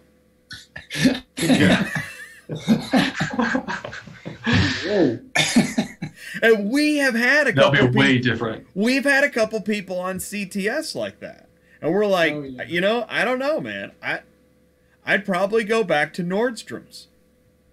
Yeah, for sure. Or good too. I mean, we laugh, but man, Jay and I, we got this saying, we just saved another driver, saved a life, We're not just There's saving, a lot of truth to it. we're not just saving lives, we're saving drivers. Yeah. No kidding. And I that's what's crazy. I couldn't be a car hauler. I've never loaded a car. I've never unloaded a car. I'm not going to do it. I'm not going to be hanging from the top of a high mount, swinging in the breeze like it's the Dukes of Hazzard. You won't find me there. Yeah. I can't fix an engine 100 miles from home. Yeah, I'd have to call the tow truck and pay that bill. Exactly. Forget exactly. I mean, yeah, no. $700 across town. Come on. What's wrong? Yeah. Forget it. Yeah. That's why I have AAA. Ooh, I didn't know that. I have a desk job. So if you're a desk job person, here's some 101. If you're a desk job person, get another desk job. No kidding. Is there a plan for towing, like AAA for trucks? Not that I'm aware of. No. For 18 weeks. weeks. Though. For semi? Yeah. Yeah, we've got a roadside program. Right. Oh. What's the name of that? It's through Rig Nation. Rig Nation, right. Yeah, that's cool. We actually bundle it with our insurance, so that if you're financing, your premiums, it's like $30 a month. Covers towing on your truck if you break down, extrication, fuel delivery, lockout. I like this guy. Yeah, that's good stuff. It's a whole pile of stuff. It's like $375 a year. That's awesome. Wow. Dude, you just got it all. Watch out, the phones are lighting up. Yeah, $375 is killer. I'll tell you what, my AAA, I will never cancel AAA. That thing is, if you use it twice a year, you're making money. Yeah. Yeah, AAA. Yeah, it's good. This company, Rig Nation, they actually used to do the personal side for a lot of the big direct writers like State Farm and Allstate. They did the roadside. Got this massive network of repair shops. Oh, that's another one. They brought it over. The owner of the company, Jose Terry, had a background in trucking from his family, so he was like, "Look, we need this on the commercial side." So they did it. They brought it over, and it exists. And it's still a real deal. It's not like there's a couple other programs out there that are real sketchy, similar stuff, but it's good. It's a big benefit. We just recently signed up with them to start offering it with the insurance at that discounted rate. And we got great. Everybody loves it. We got Stan in the live chat asking if that works in Wyoming. Is Rig Nation is national, right? Yeah, it's everywhere, anywhere you want it, and you can just reach out to me. If you want information on it, I can get you in touch with them. But you can go direct with them. It's just not the same price. It's expensive to buy it without the insurance. They let us discount it to bundle it. They see better claim rates and stuff when we do it that way. Sam, what was the best number for people to contact you? 225-308-9882. Right, 9882. That is my cell phone. You can call or text it anytime. I might not answer anytime, but you're welcome to call it. That's awesome. That's awesome. And your email address, I'm just going to put it here because I like to do email because I can keep track of all the balls I'm juggling in the air. If I leave a voicemail, I can't, I have no way to keep track of it. Now there's your app. Juggling voicemails. Voicemail more something useful. A little picture of Jay trying to juggle voicemails. It's instead of balls, it's phones. All these phones in the air, and you're juggling. Yeah. It sounds like the Journey stand-up arcade game. Yeah. No, I'm curious. Where are we at with our 101? So, all right. So on 101, I'll tell you what. Where are we on 101? That's a great question. All right. I'll tell you. I think that if you're a new car hauler and you're watching this show, you're getting great advice on insurance. You're understanding more about what it means to work with a dispatcher. you're understanding more of what it means to interact with a broker. Although I'll bet you I haven't talked enough about working with brokers. I bet I haven't done that. I think also you've learned about some of the locations and the pitfalls of locations, although that's another area that can really be gone into. But what's your summation? Are you thinking something? Is there a big blind spot that hasn't been talked about yet? I'll tell you what we haven't talked about is lead generators, but I don't think that falls into the new car hauler area. Well, I always like to ask questions. Where are you going to get your cars? I was just going to say, that's what you're going to say. Where are you going to get your cars? I love it, man. That's awesome. Let's ask, I'll tell you what.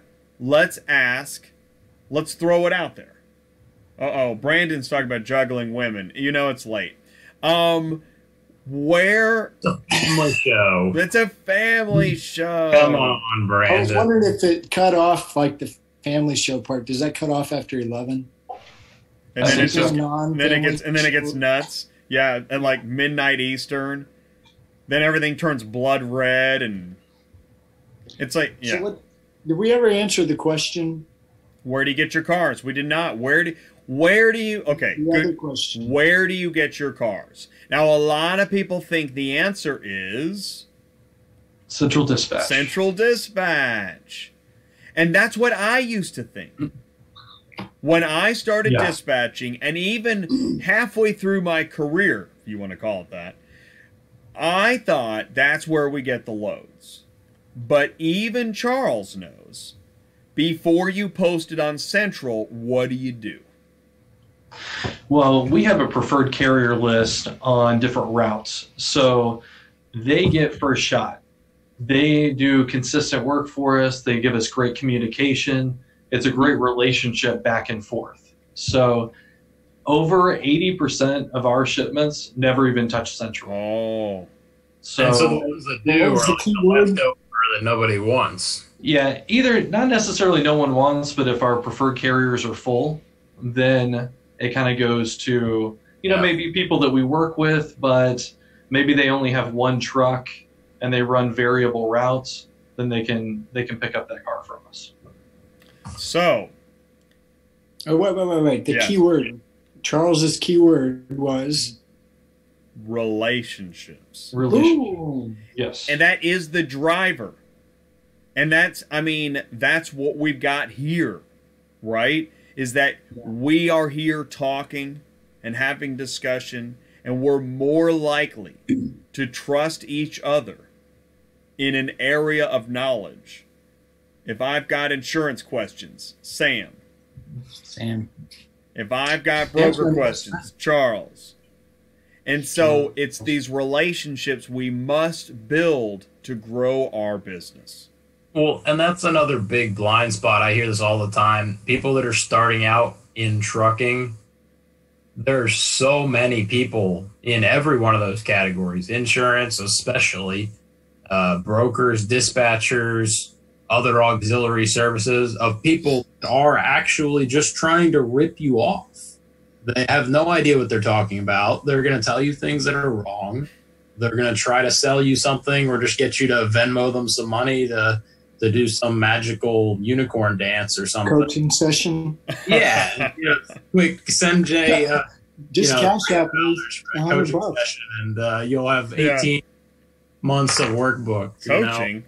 Well, pay it. People fall for this stuff. I get them sometimes. Like, this guy just scammed me out of $600. Oh, man. So the relationships are key. You got to find people that you've seen enough for. Someone that's worked with them, that you can trust what they're telling you is correct. And it's not always people that are being malicious. Some people just don't work in the trucking industry enough to know what they're talking about, and they just say things that are wrong. And they don't mean to do it, but they do, and it screws people over a lot of times. You really gotta be in it and know what you're saying. So, agreed. Well, please, Charles. Oh, I was going to say, because as brokers, like with us, we've been in business since 2011. Our company is based on the relationships that we have with our accounts as well as our carriers. So that's why we want to work with the same people. Right. And if you're a carrier that is looking for, certain routes that you run often, just send us an email. You can get on our list. We just go through a quick intro of what we expect and the expectations that we set for our customers so that we're all on the same page. I like that you were saying that. I was telling Ty and I were on a call, and just as a side note, I said to a carrier, contact the brokers, that if you like the rates and you like the cars, who cares if they don't have a car available for you right now, contact them and say, I want to work with you. Agree. Yeah, that's right. Because we're assigning some cars in February right now. We already have orders, dates are already set, and they're going out. So we have them far ahead of time. Got two great comments here. Kevin says, hey, Charles, is the price better for preferred carriers, or is there no change? It is better for preferred carriers, especially if you're working with us on a regular basis. Yeah, I mean, that makes sense, because if it has to go to Central, and I hate to say it this way, but I'm just saying it. If it has to go to Central, you might lower the price a little bit because of, here's what I know about Central. The price goes up when the desperation goes up, right? As everybody, okay, we've made these promises, it's got to move. But until then, and you'll even say, hey, can I get $50 on this car? And say, well, we're not in a hurry. Well, there you go. There's your answer. So that would be the long way of saying no. Brandon says, for the new guys coming in, some companies won't deal with new carriers. That is a problem. Just like insurance rates have to deal with your experience. It's also going to happen with brokers. And I've talked to a lot of new car haulers. Maybe they only have a few central dispatch ratings. They haven't worked for you before. Is there a way they can break into the network? There are. I mean, we do base it off references because, some drivers have been in the business for 15 years, but they're just now going out on their own. Yeah. So, right. If they have a reference from, the company they work for, they've hauled cars for us, we can kind of get a reference of that driver, then yeah, we would definitely do that. But we definitely do a lot more due diligence for somebody that, is newer to the business or just opened their individual company. Yeah. Unfortunately, the same can't be said on the insurance side. Right. Big disconnect, in my opinion. I've done a show before on disconnects between what the companies expect and what happens in reality, and that's a big one. I may have a truck. I've been doing this for 15 years, just running on Jay's authority. I did everything myself. I know what I'm doing. Decided to go get my own authority for whatever reason, and I'm starting over from an insurance perspective. I mean, you're getting no credit for that other than CDL experience, which you could have gotten that doing anything.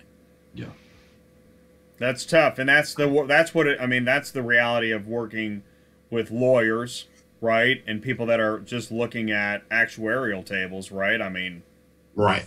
Yeah. Well, here's another argument. Their argument to that is they don't have any verifiable way to know if you were, which is at least, and actually doing stuff yourself for 15 years. There's no way to prove that, really. And that's what a bank would say about a loan. Similar. Right. That's true. Well, I was going to say, in this reminded me of something that we're actually doing with one of our, what do we call the people that we coach? I know, I was thinking that too. Students or coachees or, I don't know. We'll have to come. What is it? Clients? Okay. If they're paying their clients. Otherwise, they're just friends. Yeah, they're clients. So our clients, one of the... I want the T-shirt. I'm going to order that T-shirt. They're either clients or friends. Well, one of them you send a voicemail, and the other one you have to answer. Yeah. So here's what we're actually doing this in Florida. We've got a guy 101. Actually, this is cool. Lease on to somebody. Yeah. right? And it reminds me of Charles, what Charles is saying, and Jay too, about establishing a relationship with somebody who's in the business. Mm-hmm. You know, and the new guys we talk to, you talk about a great idea.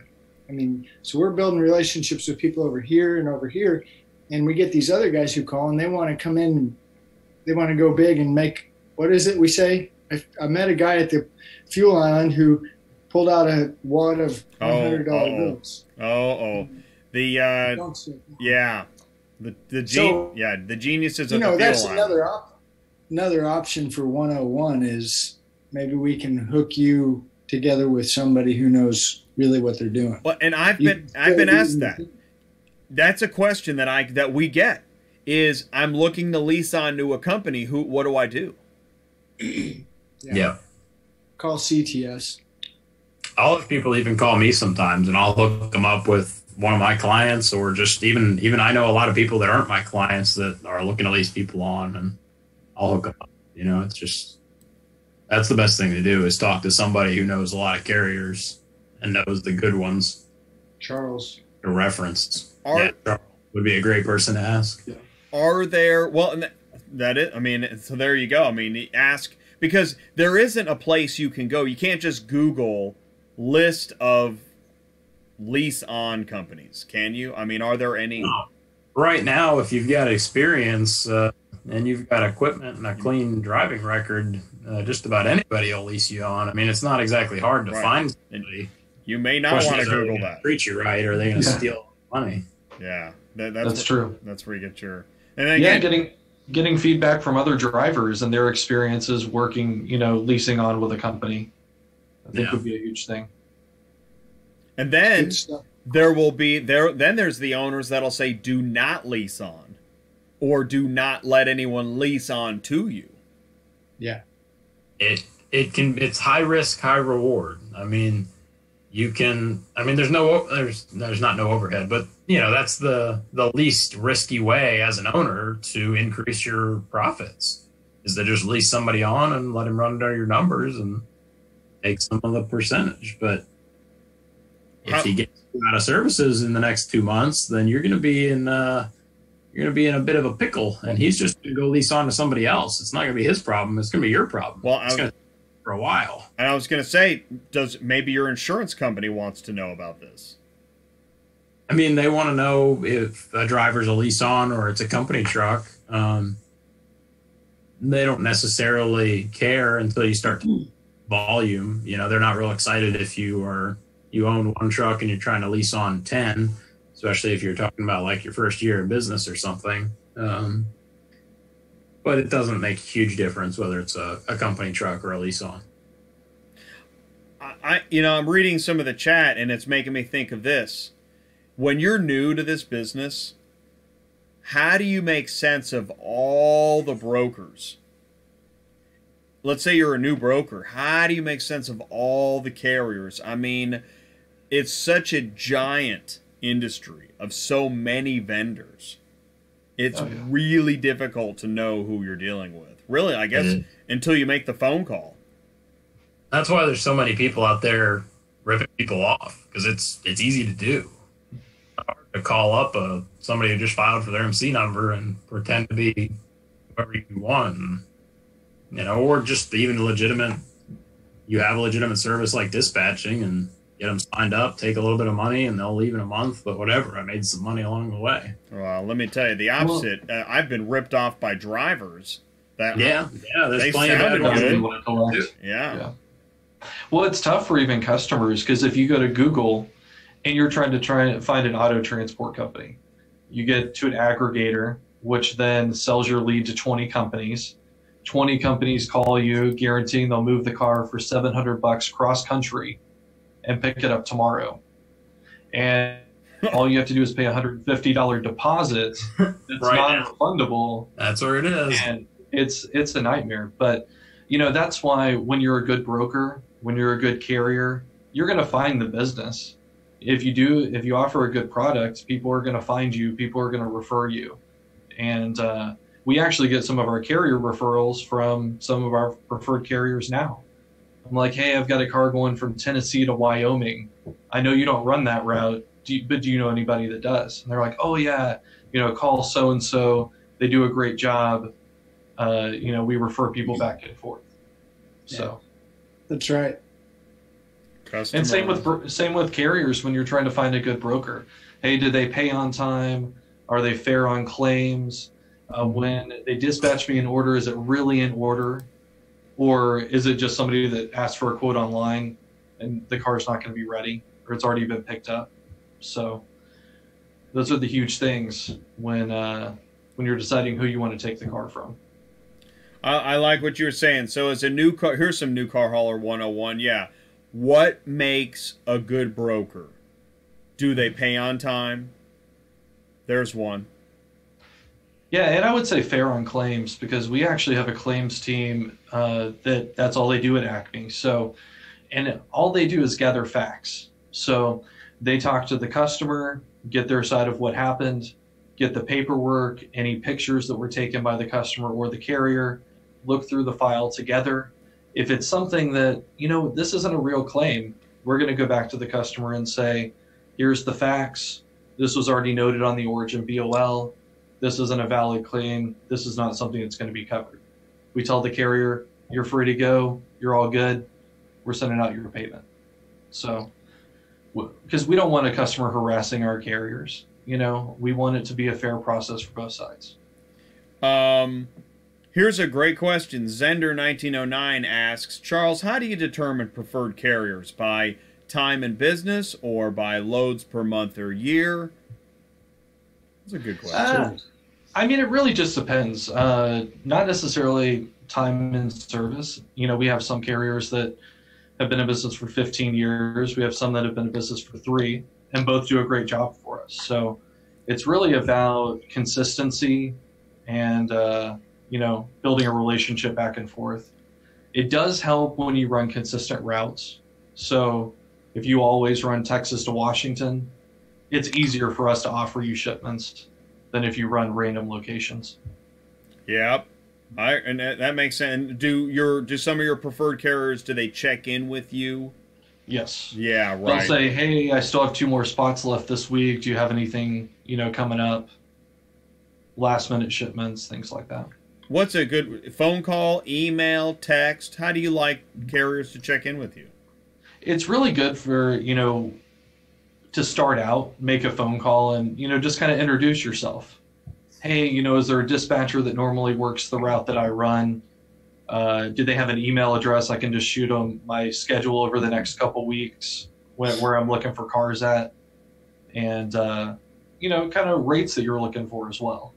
And, we try to make it beneficial for both, a fair cost for both. Brandon asks, what routes do you run? I'm assuming anything, really, right? Yeah. We cover the whole U.S., Canada, Alaska, and Hawaii for our clients. What's cool, guys, is, I'm seeing, I know Ty and I get emails because of the show and because we're putting ourselves out there regularly. Sam, it sounds already, at least one person sounds like they want to talk to you. And now, Charles, you're getting questions too. What I like is that it proves week after week that people coming on the show and talking about car hauling and the business in general helps improve relationships. And I want to take this opportunity to, the reason you guys are here, Charles, you told me that you were available to be on the show, right? Yeah. Is that right? Yeah. And I think it was during one of my recent shows. Yes. I think it was a couple weeks ago. Yeah. 2-3 weeks ago. And then, I made a note. I contacted you. We talked. Now you're here. Sam, we just started talking, 2 or 3 months ago? Yeah. I ended up on one of your shows by accident. That's right. Figure out how to use this freaking phone. No, it was my fault. By the way, I have to take. I didn't know this. Is that here's on the job training. I kicked him out of Zoom because of something, and he couldn't rejoin because I booted him. That's right. He said that. He said he and then he couldn't get back in. So it's my fault. It's the host's fault. Unbelievable. So, well, we're at 3¼ hours. We're at 11:15 Central Time. We're after midnight on the East Coast. I want to thank you guys for not only waiting, but then putting in the car hauling 101 hour that I wanted to give. And I really think that this show answered a lot of questions. There's still so many. I think so. There really are a lot. It's a huge topic. Oh I mean, my you gosh. can do a show on this every week. I know, exactly. I mean, it's never ending. We'll do new. It's a good start for somebody looking to get into it. I think so too. We'll do new car hauler 101, new car hauling 101, new auto hauler 101. New driver 101. Yeah. At least once you actually do a ratchet strap on the video. And I tell you what, I like that you said that. I want to get there. Actually, and Serge the car hauler wants to get there. I want to get to live. We're live in the driveway at the Mannheim, and this is how you do the ratchet strap. Yeah. J video. You want a video of J. Yeah, and teach where I'm learning how to ratchet strap. Because that's real learning. If I can do it, anybody can do it. Let's see your teaching skills, Ty. I'd like to see John. This is the test. What's funny is we live in the same metroplex, and every time I'm like, hey Jay, come on to the auction with me, he's like, I'm pretty busy today. I gotta walk the dog and shampoo my hair. Well, my show's coming up on Tuesday. Well, it's only Wednesday. And yet I treasure the time. I've been there once with you, and I loved it. You saw me. I was like Rain Man. I'm like, okay, that Corvette's gonna go for 5, and that Fiesta, that's gonna be like 1. Let's do this. It was awesome. Yeah. Good show, man. Yeah. Thank you. All right, well, thank you. Listen, okay, if you want to get a hold of Sam, we got SFAR at, I know I put it on the screen, SFAR at LeMoyneInsurance.com. Yep. It's in the chat. You've got your phone number in there as well. Charles, how do people contact you? Charles at AcmeCarshipping.com. And I just added it to the chat. Oh, okay. Perfect. There it is. All right, cool. Send Charles an email. Because, I mean, that's the best way to contact you is email. Yeah. Best way to contact me there. I'll get you in touch with our operations manager, Kevin Dennis. And that way we can discuss with you and get you implemented. All right, cool. And everybody knows if they want to reach Ty at ctsbusinesscoaching.com. That's TY at ctsbusinesscoaching.com. And if you want to reach me, you know it's auto transport intel at gmail.com. And it won't bother me or any of these guys if you give me a like, share, subscribe, and comment. Yeah. Hey, thanks for inviting me. I really enjoyed getting to know Charles and Sam. That's cool. Isn't that cool? Yeah, thanks for having us on. I love the panel. Quick, it's Pelican Trucking Insurance. Look at for anything. You may have said it before I got on. I haven't said who I was since I got here. I just started rambling on and making fun of you. But it's Pelican Trucking Insurance. The email is Lemoyne Insurance. Pelican Trucking is our transportation division. We specialize in trucking, all type of trucking, car hauling, as well as other stuff. Feel free to call, text, email. You can check us out online, PelicanTruckingINS.com. We're on Facebook. We're pretty active on there. I go live and do a little insurance hour once in a while on all these different topics. So feel free to check us out. Look forward to working with you. And you have those videos on your Facebook. You do live on Facebook? Yeah, I've done 2 it's been shared on our Pelican Trucking Facebook page. Just search Pelican Trucking Insurance on Facebook. And I've done 2 approximately 1 hour live videos on all general insurance, trucking topics, new ventures, rates, all that good stuff. That's awesome. Shared some of these stories of people getting ripped off and screwed over by bad agents and various other problems. I like, it's cool. It's the insurance is a hard one to refer people to. So I like that you're visible, you're talking, you're engaged. That's awesome. Nobody does it. There's a lot of guys doing from all these other categories. I don't see any insurance agent. Probably another insurance agent that's on Facebook on a live video talking about it. I haven't found anybody. Better yet, find me another one that gives out their cell phone number, and I'll text you at 11:30. Yeah, oh my goodness. Right. Yeah. Yeah. Appreciate it. And listen, and I know we do. I do, and the new car haulers appreciate you doing that. Yeah. And it's easy to do. It's a little bit goes a long way. Yeah. So, and you know what? And that's my fault for not re-saying your company name. So listen, no, Sam, you're fine. I'm glad you said that. And did you see the video I made earlier? Did you see that?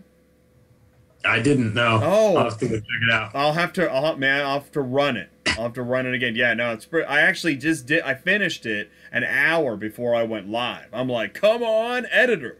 Yeah, I was looking for royalty-free music and everything. And there's an acoustic guitar background. It's unbelievable. Okay. So, all right, cool, man. All right, well, listen, guys, thank you so much. And I'm going to contact you in the future to come back on the show. Okay? Sounds great. All right. Thanks, guys. Thanks. Thank you, guys, Thanks, so Tom. much. Thanks, Charles. Thank you. Thanks. Okay. All right, you guys. Okay, now I got to change this back. And you know what we're going to do? I'm going to go ahead and... did you guys already see the... here, let's check this out. Since I was just talking about it. If you haven't seen this yet. Hey guys, Jay at Auto Transport Intel here. Listen, you know that if you're a new car hauler, you're looking for insurance. You've got your equipment, it's time to get insurance so that you can begin the process of getting towards hauling cars. So where do you go? What do you do? When you need insurance, who can you talk to? Well, head on over to Pelican Trucking Insurance and you want to talk to Sam. Now, Sam is a friend of the show, and again, it's PelicanTruckingINS.com, Pelican Trucking Insurance. Go to the webpage, scroll down, you'll find the phone number. There's a phone number, 225-308-9882. You can talk to Sam Farr. Now, it's sfarr@LeMoyneInsurance.com, but he is with Pelican Trucking Insurance, and he wants to answer your questions. He wants to talk to new car haulers. He wants to talk to established car haulers, too, that are looking for a better rate.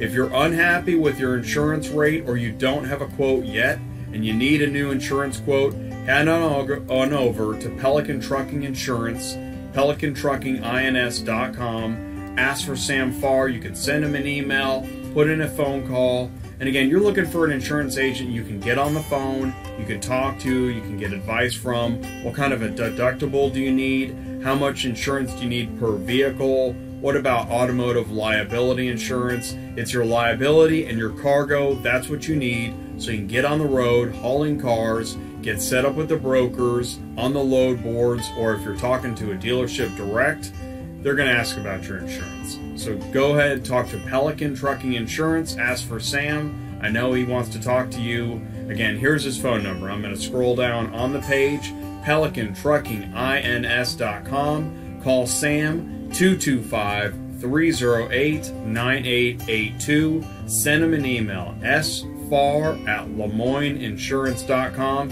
You can also find him on Facebook and Instagram, and he's waiting for your call. I'm Jay at Auto Transport Intel, and I approve this message. Awesome. All right, cool, man. So that is, yeah, I just made that video tonight, and Sam and I have talked a little bit, and that's another thing that I'm going to be doing in the coming days is doing more in-show advertising, because it's not just, it's not just ads to cloud up and make my life better and take up showtime. This is stuff that helps the industry helps you and your business, and that's my goal. Actually, I talked to a tire company earlier today. I don't know if anything will come of that, but there are so many companies to talk to, and I know there's products and services that really help all of us and also help the show. So you guys know that I'm here every Tuesday night at 9 Eastern, 8 Central. And Ty, we forgot to talk about if we need to change up the show time.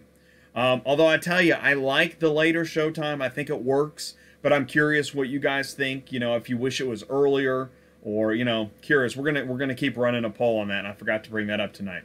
But listen, whether you're a car shipping customer, auto transport broker, car hauling dispatcher, vehicle shipping company, car carrier service provider, Auto Transport Intel is the #1 car hauling YouTube video channel for you. I think on probably most social media now, and I want to keep that. I want to keep it that way. If you're looking for auto transport business coaching because you're thinking of getting into the business of car hauling, you want to talk to CTS Transport Business Coaching. Visit ctsbusinesscoaching.com. You want to send me an email to autotransportintel@gmail.com. Don't forget to subscribe, like, comment, and share. I'm going to put up since this is New Car Hauler 101, let's move that. So there it is, ctsbusinesscoaching.com. Go to our website, scroll down, read about us. You can fill out the form, and you can even give Ty a call, schedule an appointment. Got a lot to say on the topic. So that is ctsbusinesscoaching.com. Encourage you to check it out. And I'm going to start up the car hauler in a second. This show has gone late, but it was a good one. I'm really glad we did this. We are going to do more New Car Hauler 101 in the future, and just keep it going around. We're going to talk to brokers and dispatchers and lead generators and car shippers, dealers, auto auctions, trailer equipment manufacturers, experts, and I appreciate you joining me, joining the live chat. Listen, if I missed your live chat, I do apologize. I think I got through most of them, and I see people saying goodnight and, you know, thanking the show. And listen, I appreciate you guys. I really do. If it was your first time here, thanks for sticking with me. If you're a long-time listener, you're part of my core, and I really appreciate your support. And it was a Christmas show for sure. So I appreciate everybody supporting this channel and pitching in. And yeah, I am going to be, here's a picture of, here's Serge. He supports the channel too. I'm going to be in Massachusetts in a month. Let's see, let's get that picture up here. There is Serge. He made his own Auto Transport Intel t-shirt. So listen, if you want to make your own t-shirt and take a picture, and I'll put it on the show, and you can be another super fan. I really appreciate it. I love that stuff.